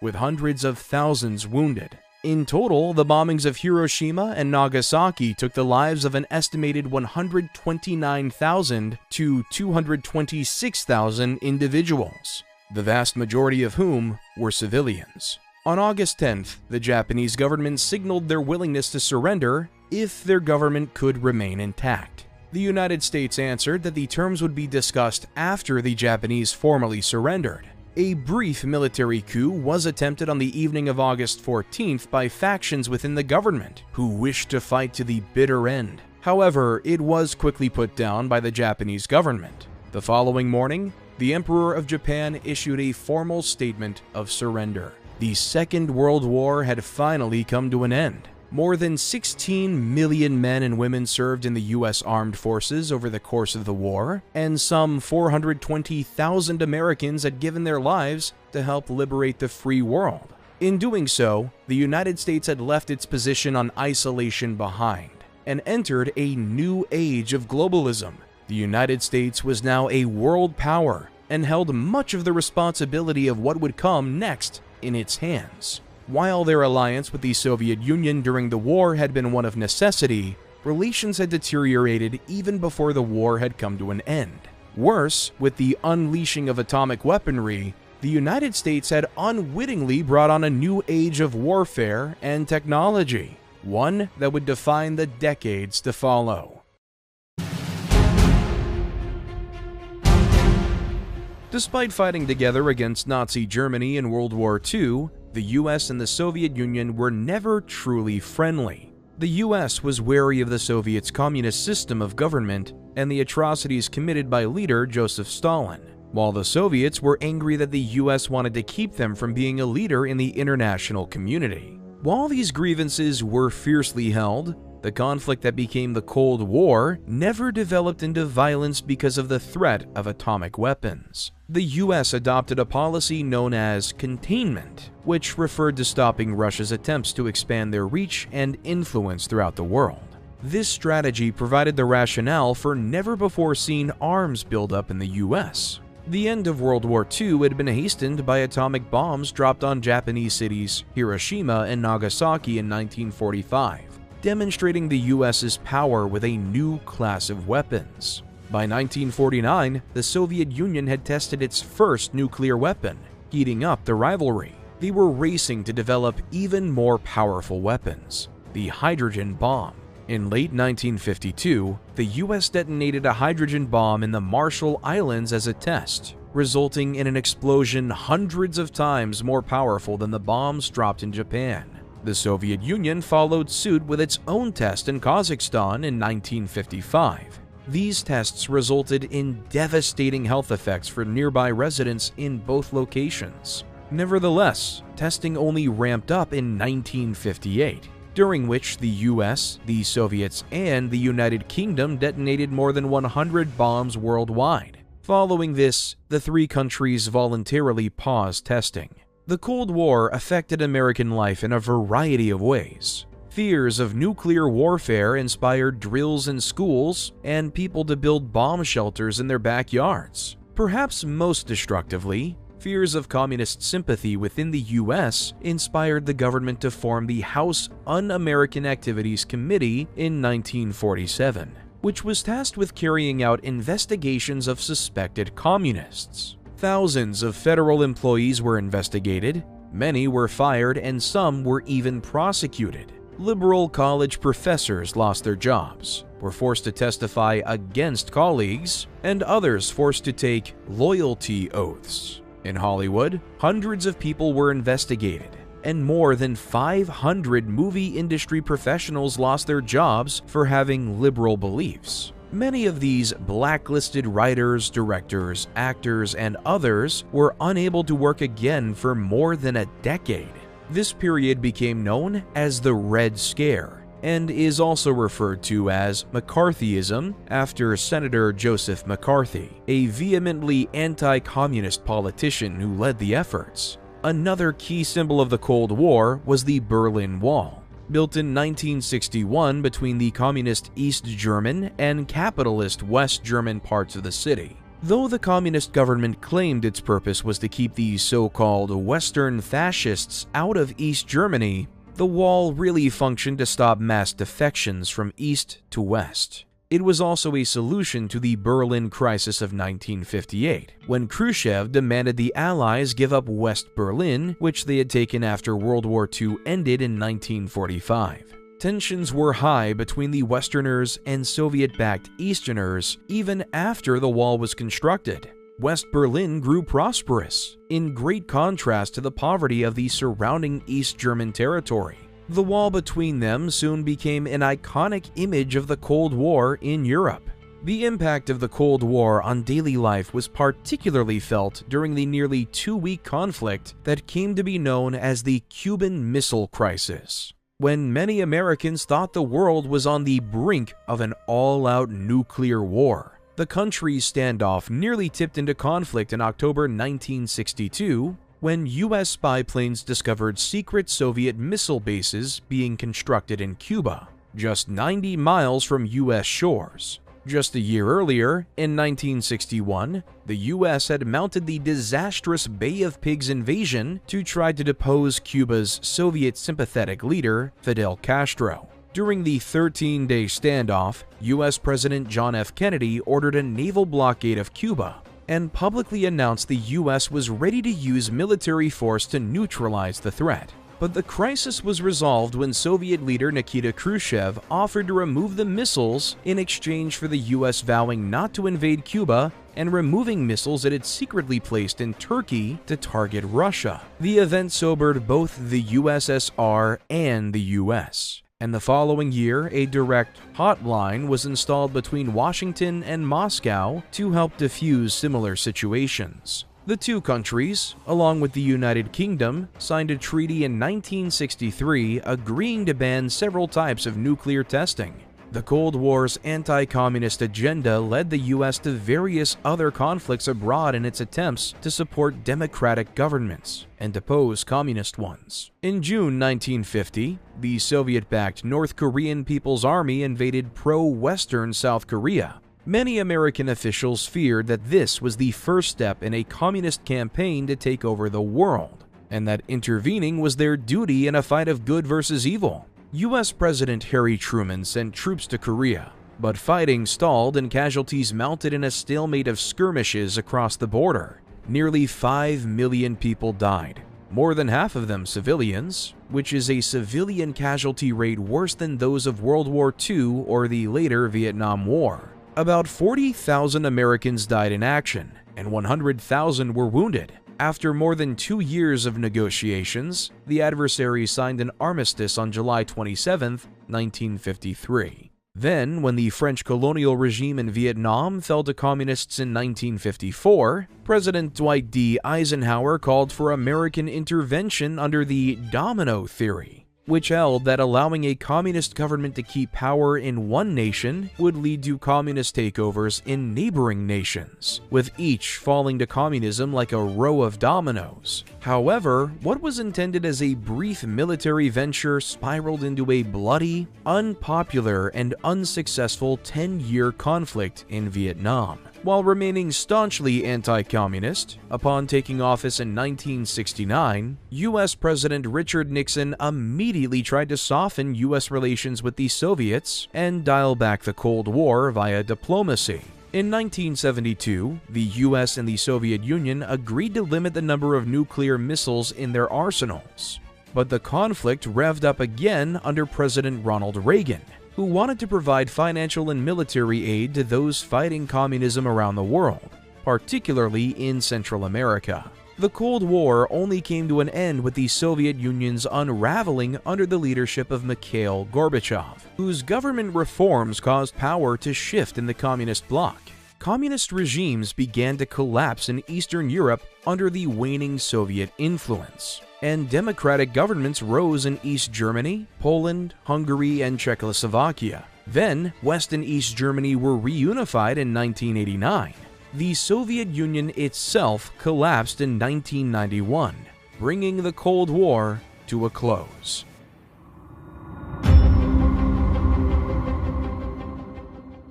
While the Declaration of Independence may have declared that all men are created equal, the institution of slavery and persistence of bigotry throughout American history meant African Americans faced an uphill battle to make that Declaration of Equality feel true. Despite slavery being abolished in 1865, and the addition of the 14th and 15th Amendments to the Constitution in 1868 and 1870, which strengthened the legal rights of freed slaves, the fact that slavery had been the law of the land for nearly 100 years cast a long shadow.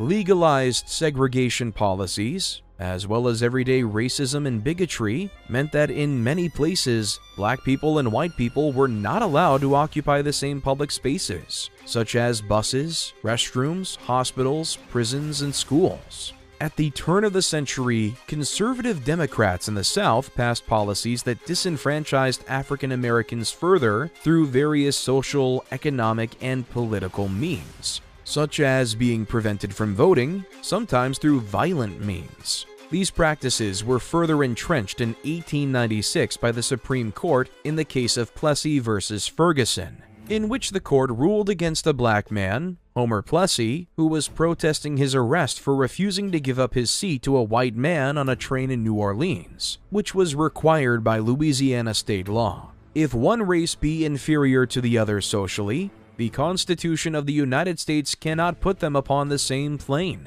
the court wrote in its decision. The court continued to apply this logic to its decisions on matters of segregation in the years that followed, upholding laws that established different rules for blacks and whites, laws which were known as Jim Crow, a derisive term for a black man. Not all of segregation was attributable to laws, however. Discriminatory customs, such as barring black people from certain jobs, housing developments, or stores, were also commonplace. Throughout these years, groups fought to desegregate the South and end disenfranchising practices. In 1950, fed up with overcrowded, poorly funded, inferior schools, the National Association for the Advancement of Colored People, which had put in decades of work fighting racial segregation in education, put together its most compelling legal case against racial segregation in public schools. Brown versus Board of Education. Brown v. Board was actually a grouping of 5 cases that all challenged the claim that it was constitutional for public schools to be racially segregated by law. The effort was led by lawyer Thurgood Marshall, who argued that separate educational facilities were inherently unequal. In 1954, the Supreme Court ruled unanimously in agreement with Marshall, legally ending racial segregation in schools and overruling the doctrine established by Plessy. While this was a big victory for civil rights advocates, in reality, it did little to end school segregation right away, due to resistance from racist whites who didn't want their children to go to school with black children. Meanwhile, resistance was also mounting against segregated seating on public transportation, a fight brought to prominence by the actions of Rosa Parks, an African-American seamstress and civil rights activist, in 1955 when she refused to give up her seat in the colored section of a Montgomery, Alabama bus to a white man. Parks was arrested and fined, but her actions inspired local black leaders to organize the Montgomery bus boycott, led by a young Reverend Martin Luther King Jr. During the boycott, 40,000 African Americans, who made up the majority of the city bus's riders, refused to ride the buses in protest of how they were treated. Initially, their demands were simply for courtesy, the hiring of black drivers, and a first-come, first-seated policy with whites entering from the bus's front doors and blacks from the rear doors, as was custom. However, over the course of the protest, which lasted over a year, the goals changed to having the segregated seating policy totally abolished. On June 5, 1956, a Montgomery federal court ruled that any law requiring racially segregated seating on buses violated the Constitution's 14th Amendment, and the Supreme Court upheld the lower court's decision after the city appealed. The city's buses were integrated December 21, 1956, and the boycott ended.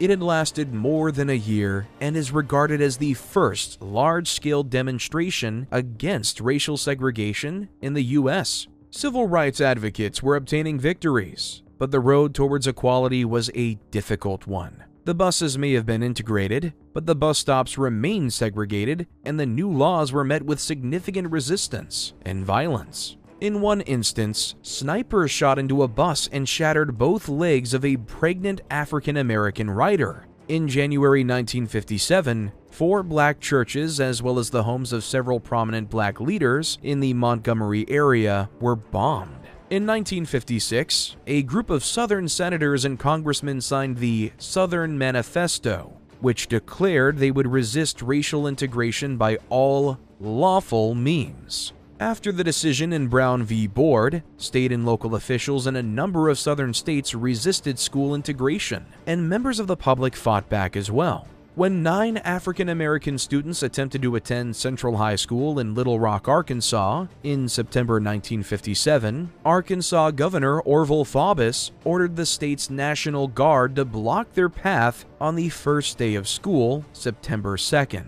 2 days later, a belligerent mob appeared in addition to the National Guard, again preventing the 9 students from attending class. By the end of the month, September 23rd, the 9 were being escorted by Little Rock police and attempting to enter the school through a side door when another angry mob appeared and tried to rush into the school after them. Fearing for the students' lives, officials sent them home. In response, President Dwight Eisenhower federalized the National Guard and sent U.S. Army troops to the scene to personally guard the students who were finally able to start attending regular classes, though they still had to endure threats and harassment. Nonviolent protests against segregation, such as sit-ins at whites-only lunch counters and the 1961 Freedom Rides, were signature methods used by civil rights activists protesting segregation in public spaces throughout the South. These demonstrations only increased during the presidency of John F. Kennedy, when hundreds of demonstrations erupted across the nation, drawing national and international news coverage, as well as backlash and violence. The Freedom Riders, who were interracial members of the student activist group Congress for Racial Equality, CORE, met significant opposition when they challenged segregation on interstate buses and bus terminals by riding from Washington, D.C. to Jackson, Mississippi. Though a federal ruling in 1946 had already declared that segregation in interstate transport was illegal, they faced resistance and arrests in Virginia and violent beatings in South Carolina, and were met by a violent mob of over 100 people, including hostile members of the local police and members of the Ku Klux Klan, when they reached Anniston, Alabama. The violence that occurred there prompted organizers to end the ride, though efforts continued on a smaller scale. The media attention garnered by these efforts, as well as Dr. King serving as spokesman for the rides as they rose to national prominence, prompted the Kennedy administration to take action, directing the Interstate Commerce Commission to ban segregation in all buses and facilities it oversaw. The ruling took effect November 1st, 1961. Though King did not take part in the rides himself, the rides are credited with showing him and others involved in the campaign that nonviolent, peaceful protest against the violence of white Southerners could garner significant national media attention, attract sympathy for the cause, and force federal action. In the spring of 1963, the Southern Christian Leadership Conference, led by Dr. King, launched a large-scale campaign of sit-ins, meetings, boycotts of segregated stores, and marches in Birmingham, Alabama to protest segregation there in partnership with the local activist group, the Alabama Christian Movement for Human Rights, ACMHR. Activists registered people to vote, listened to speeches by King about the philosophy of nonviolence, and staged sit-ins. The boycotts of local businesses were particularly effective as they were taking place right before Easter, the second busiest shopping time of the year. Hundreds were arrested, filling the local jails. After about a week, the city government obtained a state court order that said the protests must stop, but the activists decided to defy it. The efforts continued on May 2nd when more than 1,000 African American students marched in downtown Birmingham in what became known as the Children's Crusade. Hundreds more were arrested, overcrowding the jails. The city's Commissioner of Public Safety, Eugene Bull O'Connor, authorized the use of high-pressure hoses against children protesters. And when adults watching reacted by throwing rocks and bottles at those wielding the hoses, Connor ordered the use of police dogs against them. Images of the violence triggered outrage nationally and internationally.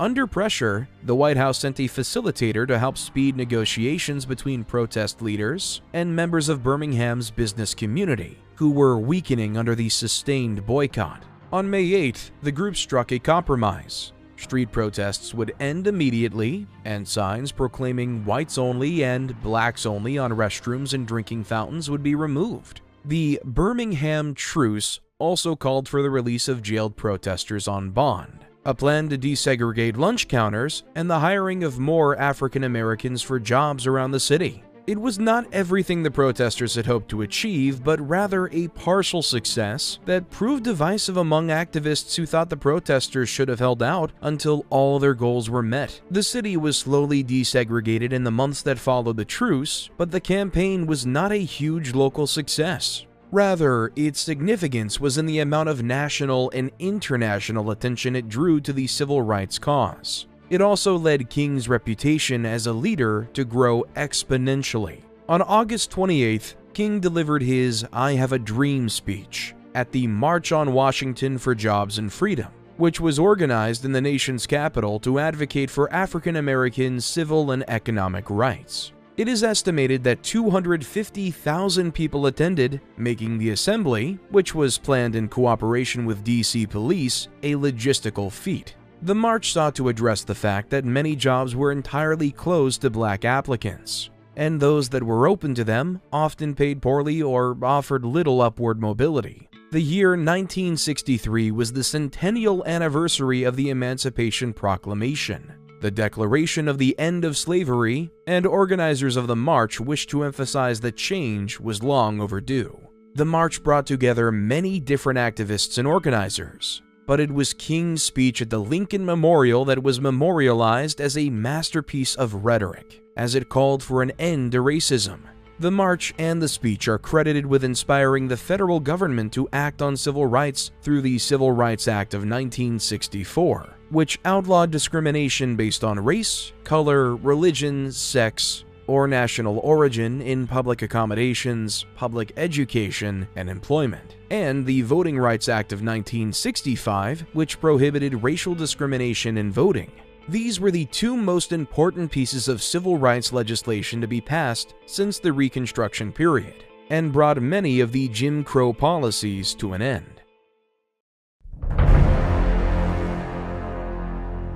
No conflict was more representative of the U.S.'s Cold War commitment to getting involved in elective fights with communist governments, even under unfavorable circumstances, than the Vietnam War, led by the strongly anti-communist politician Ngo Dinh Diem, who was nevertheless a repressive dictator who called for the arrest and torture of suspected communist sympathizers. The South Vietnamese fought the communist North Vietnamese for control of the country. In 1964, under President Lyndon Johnson, the U.S. began regular air raids of North Vietnamese targets, dropping bombs in a program known as Operation Rolling Thunder. Between 1964 to 1973, the U.S. also secretly dropped more than 2 million tons of bombs on North Vietnamese supply lines in neighboring Laos, despite the country being neutral in the conflict. In 1965, Johnson called for a significant increase in American troops deployed to Vietnam. By June 1965, 82,000 combat troops were stationed in Vietnam.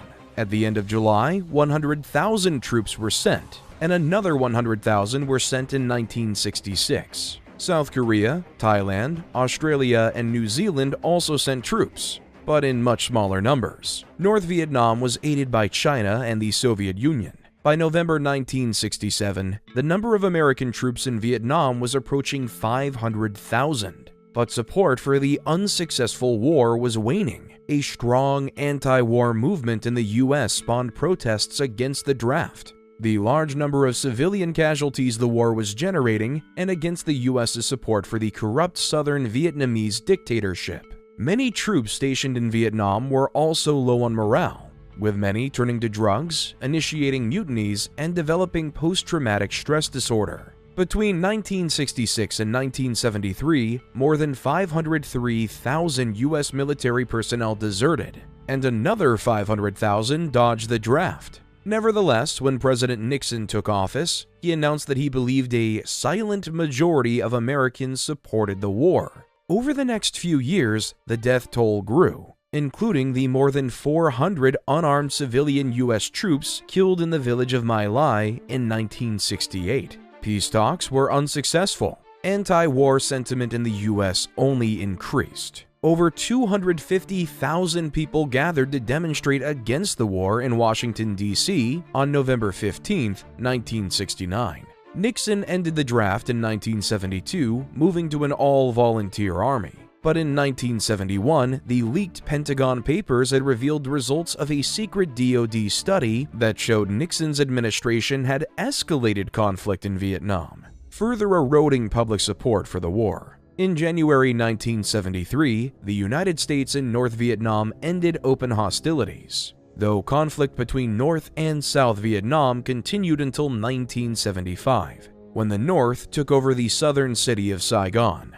The US's effort had failed, and the 20-year war took an enormous toll. An estimated 2 million Vietnamese were killed, while 3 million were wounded and another 12 million became refugees. About 58,000 Americans were killed. Many anti-war Americans lost trust in their government, while others who may have been pro-war no longer felt invincible. The conflict bitterly divided the US, and its impacts would be felt for many years. Following the end of World War II in 1946, tensions rose between the capitalistic United States and the communist Soviet Union.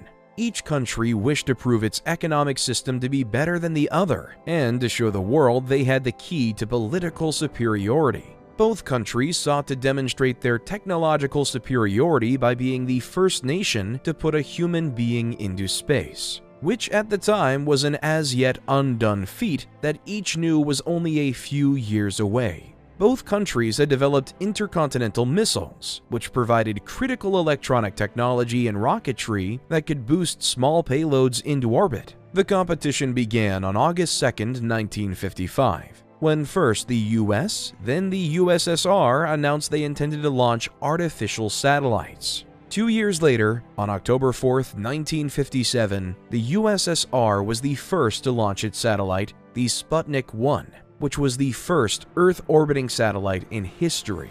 They followed up with the Sputnik 2 the next month, and this time the satellite carried a dog named Laika, who became the first living organism to enter orbit. It was not until the following January 31, 1958, that the US entered the race by launching and reaching orbit with the satellite Explorer 1. Later that year, the US created NASA, the National Aeronautics and Space Administration, an independent agency within the federal government that is responsible for the civil space program, aeronautics programs, and space research. On December 18, 1958, the US launched the world's first communications satellite, known as SCORE. It earned international attention when it broadcasted a pre-recorded Christmas message from US President Dwight D. Eisenhower. It was the first instance of a human voice being broadcast from space. In August 1959, the US launched Explorer 6, the world's first weather satellite. It took the first picture of the Earth from space. In September, the USSR launched Luna 2, which became the first spacecraft to reach the surface of the Moon. But these unmanned missions were just the beginning.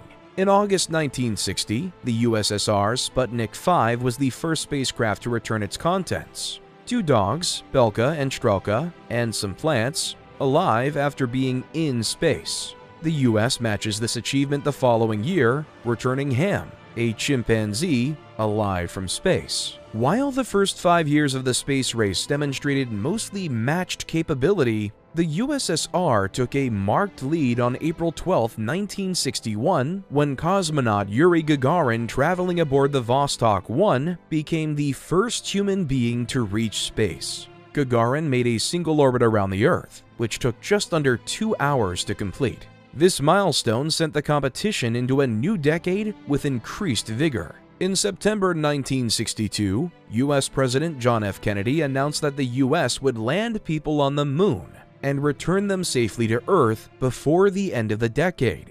This speech is largely remembered for his declaration, "We choose to go to the Moon." More and more people, both members of the government and members of private industry, became involved in the US space race, reflecting the intensity of the competition, with numbers growing from 36,000 people involved in 1960 to 377,000 by 1965. In May 1961, the US launched Alan Shepard aboard the Mercury Redstone 3. And while Shepard became the first American to visit space, he was not able to enter orbit. The flight lasted only about 15 minutes. In the following years, the Soviet Union replicated its victories, sending the first woman to space in 1963. Valentina Tereshkova orbited the Earth for 3 days aboard Vostok 6, and pioneering the first spacewalk when cosmonaut Alexei Leonov left his spacecraft for 12 minutes in 1965. While the USSR took a clear lead in manned missions, the US secured another achievement with its satellite program.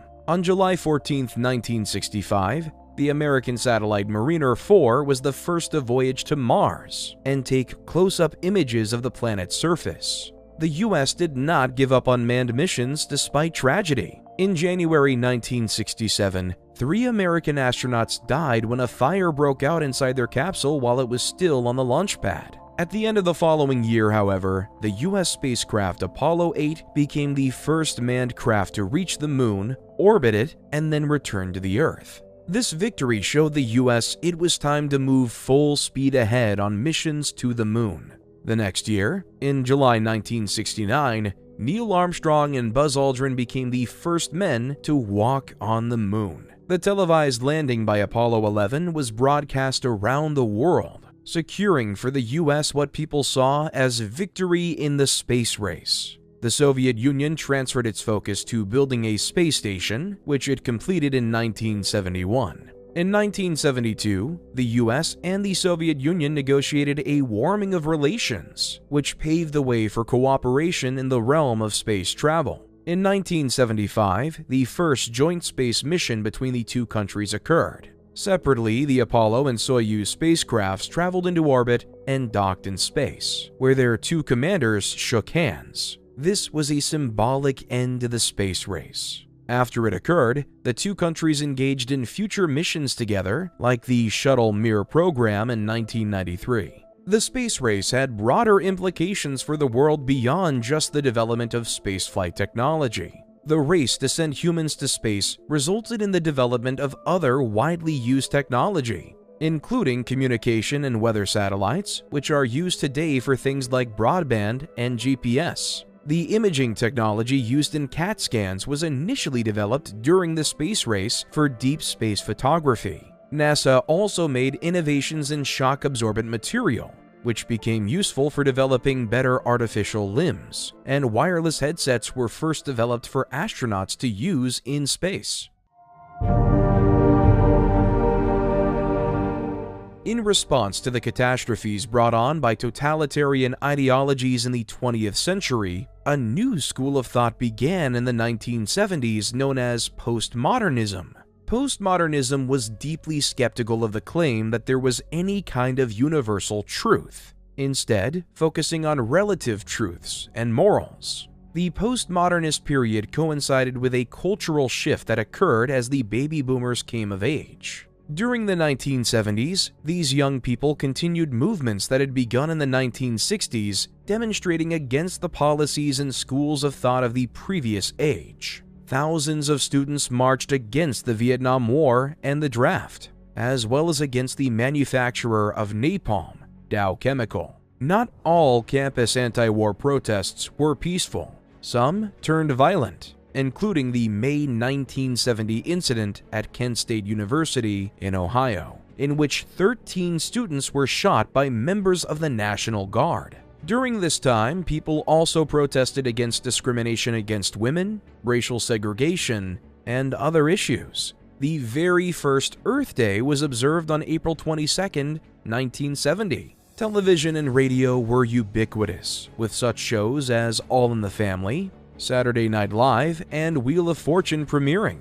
This decade also saw the launch of the first successful home video game system, the Atari 2600, and the founding of tech companies Apple and Microsoft. At the same time, the US was in a recession and gas prices were skyrocketing due to the Arab oil embargo, which was inflicted on the countries who had supported Israel in the 1973 Arab-Israeli War.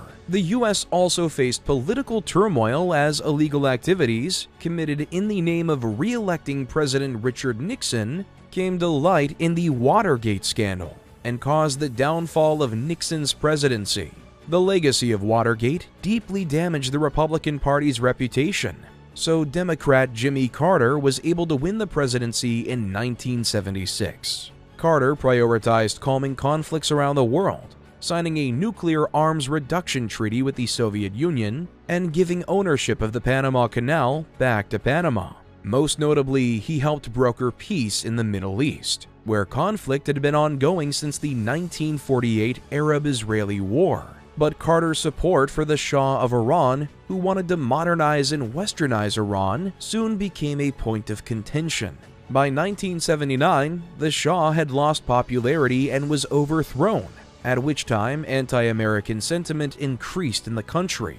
A group overthrew the U.S. Embassy in Tehran, and 52 American diplomats and citizens were held hostage for the next 444 days. In the aftermath of this Iran hostage crisis, a second energy crisis developed, sending gasoline prices soaring again. In the presidential election of 1980, Ronald Reagan defeated Carter in a landslide. In the 1980s, social issues took a back seat, and personal financial success became many people's primary goal. The populist conservative movement known as the New Right had begun growing in the late 70s into the early 80s. Reagan advocated for deregulating business, reducing government spending, and giving tax cuts to both individuals and corporations. The tax cut plan was part of a system known as supply-side economics, or the belief that the resulting gains for businesses would eventually trickle down to everyone. Altogether, these economic policies were known as Reaganomics. In 1982, the United States experienced its worst economic downturn since the Great Depression. 9 million people were unemployed in November of that year. Nevertheless, Reaganomics remained popular as it made the rich richer. Over the 1980s, the average income of families in the wealthiest 1% increased significantly, and at a much greater rate than the income of middle-class families, which edged up mildly, while income for the bottom 40% of families declined. Television had entered nearly every household and was becoming more varied, with shows like Cheers, The Simpsons, and The Cosby Show premiering. Also popular was TV news, which brought new levels of attention to crimes like child abduction via shows like 60 Minutes. People also learned about tragedies around the world, such as the famine in Ethiopia. The Live Aid benefit concert on July 13, 1985 was watched by about 1.5 billion people and raised millions of dollars for famine relief. In 1986, viewers could watch the local Cleveland, Ohio chapter of the United Way attempt to break the world record for most balloons released at one time. But the event, intended as a harmless publicity stunt, quickly went off the rails. A colorful cloud of 1.5 million helium-filled balloons was released, but blown by wind and pushed down by rain, they caused an airport to shut down and impeded the Coast Guard's efforts to find 2 fishermen who needed help nearby. The balloons clogged waterways and caused traffic accidents and came to be seen as a major environmental disaster. The U.S. returned to space in 1981 with the space shuttle Columbia, the very first reusable space exploration vehicle. The U.S. flew numerous shuttle missions in the 80s, though one was marked by tragedy. Millions watched live in 1986 when the space shuttle Challenger exploded seconds after takeoff, killing all 7 aboard. This grounded the space program for 2.5 years, until the Discovery was launched in 1988. Reagan's foreign policy was hawkish, and that he was eager to get the U.S. involved in situations abroad where communism threatened to take over. Under this Reagan doctrine, the U.S. provided financial and military assistance to the governments of Grenada, El Salvador, and Nicaragua. However, in 1986, it was revealed that the U.S. had sold weapons to Iran despite the country being under an arms embargo, which was a sanction imposed in retribution for the storming of the U.S. Embassy in 1979. Members of the Reagan administration sold Iran the arms in a bid to illegally divert money from the sales to a rebel group known as the Contras, who were fighting the socialist Sandinista government in Nicaragua. It was a scandal for the administration, and investigations into the issue were impeded because of the large number of documents that were shredded or withheld. Several administration officials were convicted of crimes related to the Iran-Contra scandal, but all were vacated or pardoned. Another Reagan administration scandal emerged later after review of its response to the 1980s AIDS crisis. Though health officials in the U.S. had become aware of the AIDS virus in 1981, U.S. leaders remained silent over the early days of the epidemic. Not until 1985, when AIDS had already affected more than 7,700 people and killed 3,500, did the government allocate funding for AIDS research. And it was not until 1987 that the federal government began raising AIDS awareness. But by then, about 47,000 Americans already were infected with HIV, the virus that causes AIDS. The issue had largely been dismissed because it was believed to only be affecting sexually active gay men. But during the 1980s, AIDS emerged as a leading cause of death among all young adults. By 1990, more than 100,000 people in the U.S. had died from AIDS. Getting much more federal attention was an epidemic of a different kind: drugs. Smokable, solid chunks of crack cocaine were cheap and highly available in major U.S. cities in 1985. Crack particularly affected low-income communities living in cities, which included large numbers of African Americans. Drug dealers contributed to a significant increase in violence in these communities. Between 1984 and 1989, the homicide rate for young black men more than doubled, and black communities also saw increases in fetal death rates, low birth weight babies, weapons arrests, and the number of children in foster care.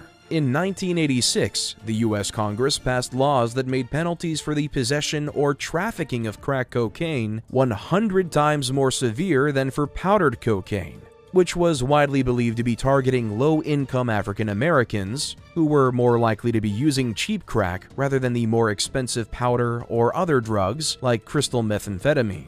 This resulted in harsh social consequences, including increased police brutality against African Americans and large numbers of young black men imprisoned on drug convictions for long sentences, which then caused them to lose access to voting, housing, and employment opportunities, which in turn led to increased violent crime in poor black communities. Though President Nixon began the so-called war on drugs in the 1970s, the federal effort to stop drug use and to prosecute users was widely expanded under President Reagan. Whereas Nixon's programs had repealed minimum sentences for marijuana possession and set up federal drug treatment programs, Reagan's approach was to increase criminalization.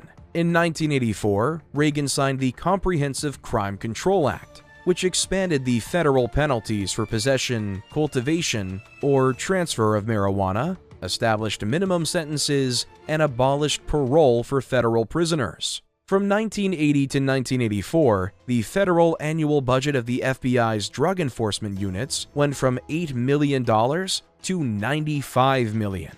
When George H.W. Bush took over the presidency in 1989, he continued Reagan's efforts. In his very first televised address as president, Bush held up a plastic baggie filled with white chalky chunks, identifying it as crack cocaine. "It's as innocent looking as candy, but it's turning our cities into battle zones," he said. Drug use was actually in decline by 1989, but Bush went on to spend $45 billion, mostly on drug-related law enforcement, which was more than the previous 4 administrations combined.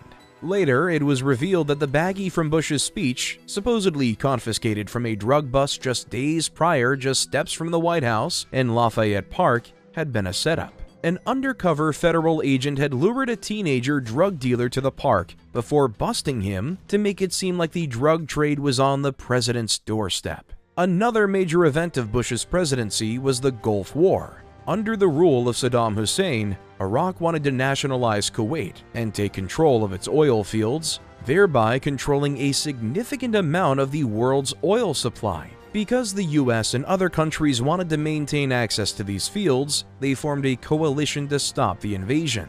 Starting January 16, 1991, an air and ground war was fought with soldiers from the US, the UK, France, Saudi Arabia, Egypt, and Kuwait. The Iraqi army was defeated handily, retreating from Kuwait just a month later on February 28th. The conflict's impacts were felt into the 21st century.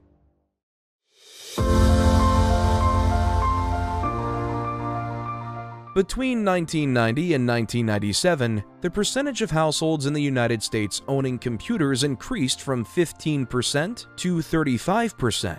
This widespread adoption of personal computers and the World Wide Web catapulted the information technology industry into the stratosphere, and investors and entrepreneurs everywhere were looking for ways to get a piece of the pie. By 1998, lured by the potential profitability of online businesses, low interest rates, and the availability of venture capital, investors were eager to back nearly any company with a .com in its name, while ignoring traditional predictors of success. That is, the ability to turn a profit, or even a business plan of any kind. At the height of the boom, even companies that had never made any revenue were able to go public by issuing an initial public offering, or IPO, and raise money. On paper, some people became millionaires practically overnight. The Nasdaq Composite Index, one of the most watched stock market metrics, rose by 582% from January 1995 to March 2000. The situation was risky, however, because these companies were highly overvalued due to their lack of a plan to turn a profit. Analysts were instead focused on their ability to attract internet traffic. Speculation, or the purchase of risky stocks at a low price with the expectation that the price will rise enough to make a later profit, the dot-com speculation bubble was just a house of cards. When investment capital began to dry up, many of the companies that had caused so much excitement went bankrupt, and the bubble burst. Market panic resulted in massive sell-offs, and by 2002, investor losses from the dot-com boom were estimated at around $5 trillion. The dot-com bubble's bursting is credited with helping to trigger an 8-month economic recession starting in March 2001. However, the recession is considered one of the milder ones in the country's history, and not all of the companies of the dot-com era succumbed to bankruptcy. Some of those that survived became the juggernauts we're familiar with today, such as Microsoft, Amazon, eBay, Qualcomm, and Cisco.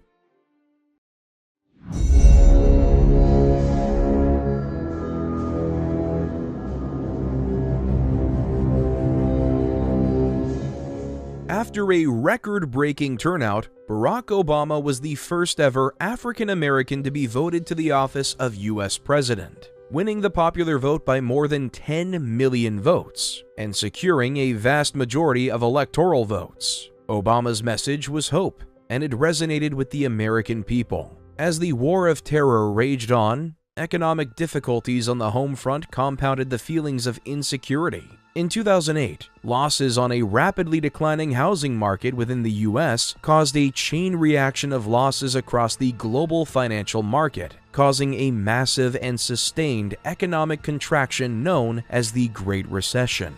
The recession marked the most significant economic downturn in the U.S. since the Great Depression of 1929. Thousands of Americans could not make their loan payments and lost their homes, businesses went bankrupt, and the U.S. government scrambled to help alleviate the damage. In 2009, under the direction of newly elected President Barack Obama, the Congress passed a series of acts to alleviate the issues caused by the recession and to install reforms to ensure it could never happen again. In 2013, the Afghan military officially took over control of operations in their country, and the U.S. announced a timetable for a complete U.S. withdrawal by 2016. During the election of 2016, Republican nominee Donald Trump and Democrat Hillary Clinton faced off in one of the ugliest elections the country had ever experienced. While Clinton ran on her vast experience within the federal government, Trump's campaign was unlike any that had been run before. Trump appealed to a group of Americans who had never felt they'd been marginalized in recent years, and to people who had distrust in the government. Clinton was defeated by Trump, who secured the majority of electoral votes. Almost immediately, suspicion of Russian and Chinese involvement in tampering with the election arose. In 2017, President Donald Trump took office and reversed the planned withdrawal as an emerging terrorist organization known as the Islamic State began operating within Afghanistan. Trump authorized the use of the U.S.'s largest non-nuclear bomb in an act which coincided with his decision to continue the U.S.'s military presence on the ground. After another 2 years of conflict, the U.S. and Taliban once again opened peace negotiations. And after a series of back-and-forth cancellations, an agreement was at last reached in 2020. In early 2020, a new type of virus emerged from Wuhan, China. By mid-March 2020, all 50 U.S. states had reported at least one positive case of COVID-19.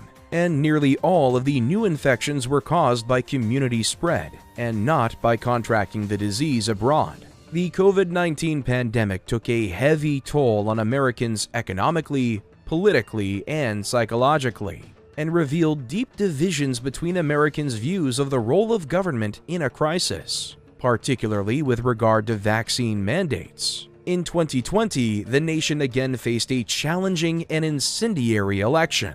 Incumbent Donald Trump, running for re-election, faced off against former Vice President Joe Biden at the height of the pandemic. Again, domestic issues of racial injustice, gun control, and appointments to the Supreme Court were the chief concerns of the race. As the ongoing health crisis further divided the parties, the psychological and physical toll of the pandemic became a centerpiece for both candidates. After a contentious election, during which the counting lasted longer than normal due to early election and mail-in ballots prompted by the COVID-19 pandemic, Biden won the presidency, winning the majority of electoral votes as well as the popular vote. The outcome of the election was immediately contested by Trump and the Republicans who made claims of fraud. Trump would claim repeatedly that the election was stolen and increased distrust in the American electoral process. On January 6, 2021, as the U.S. Congress met to certify the election, large crowds of Trump supporters led by the Proud Boys and Oath Keepers, both far-right anti-government extremist organizations with ties to white supremacist organizations, the groups conspired to take the U.S. Capitol building and force the Congress to certify the election as fraudulent and instate Trump as the rightful president. On January 6th, the mob outside of the Capitol building breached through security and entered the Capitol, forcing the Congress to flee and Capitol Police to engage with force in some cases. When the police had at last cleared the building, counting of the electoral votes resumed, and Vice President Pence proclaimed Biden the winner.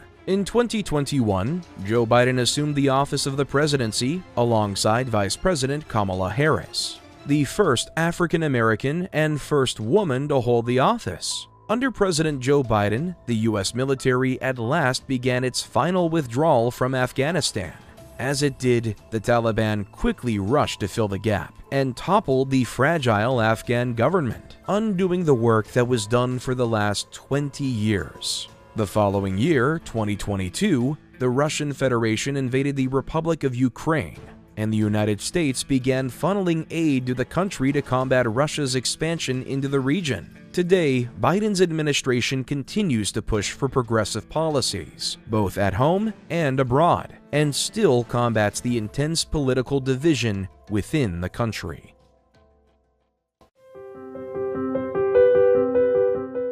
As the 2024 election looms, the future of the United States seems to hang in the balance. Since the signing of the Declaration of Independence in 1776, the nation has endured substantial and often violent changes politically, socially, and economically. But this is, in and of itself, the defining attribute of the United States, that despite the trials and tribulations, she always emerges intact and stronger than before. The beauty of the United States and its people is their resilience and its ability to adapt and change. Today, the United States remains a world leader to be respected and admired.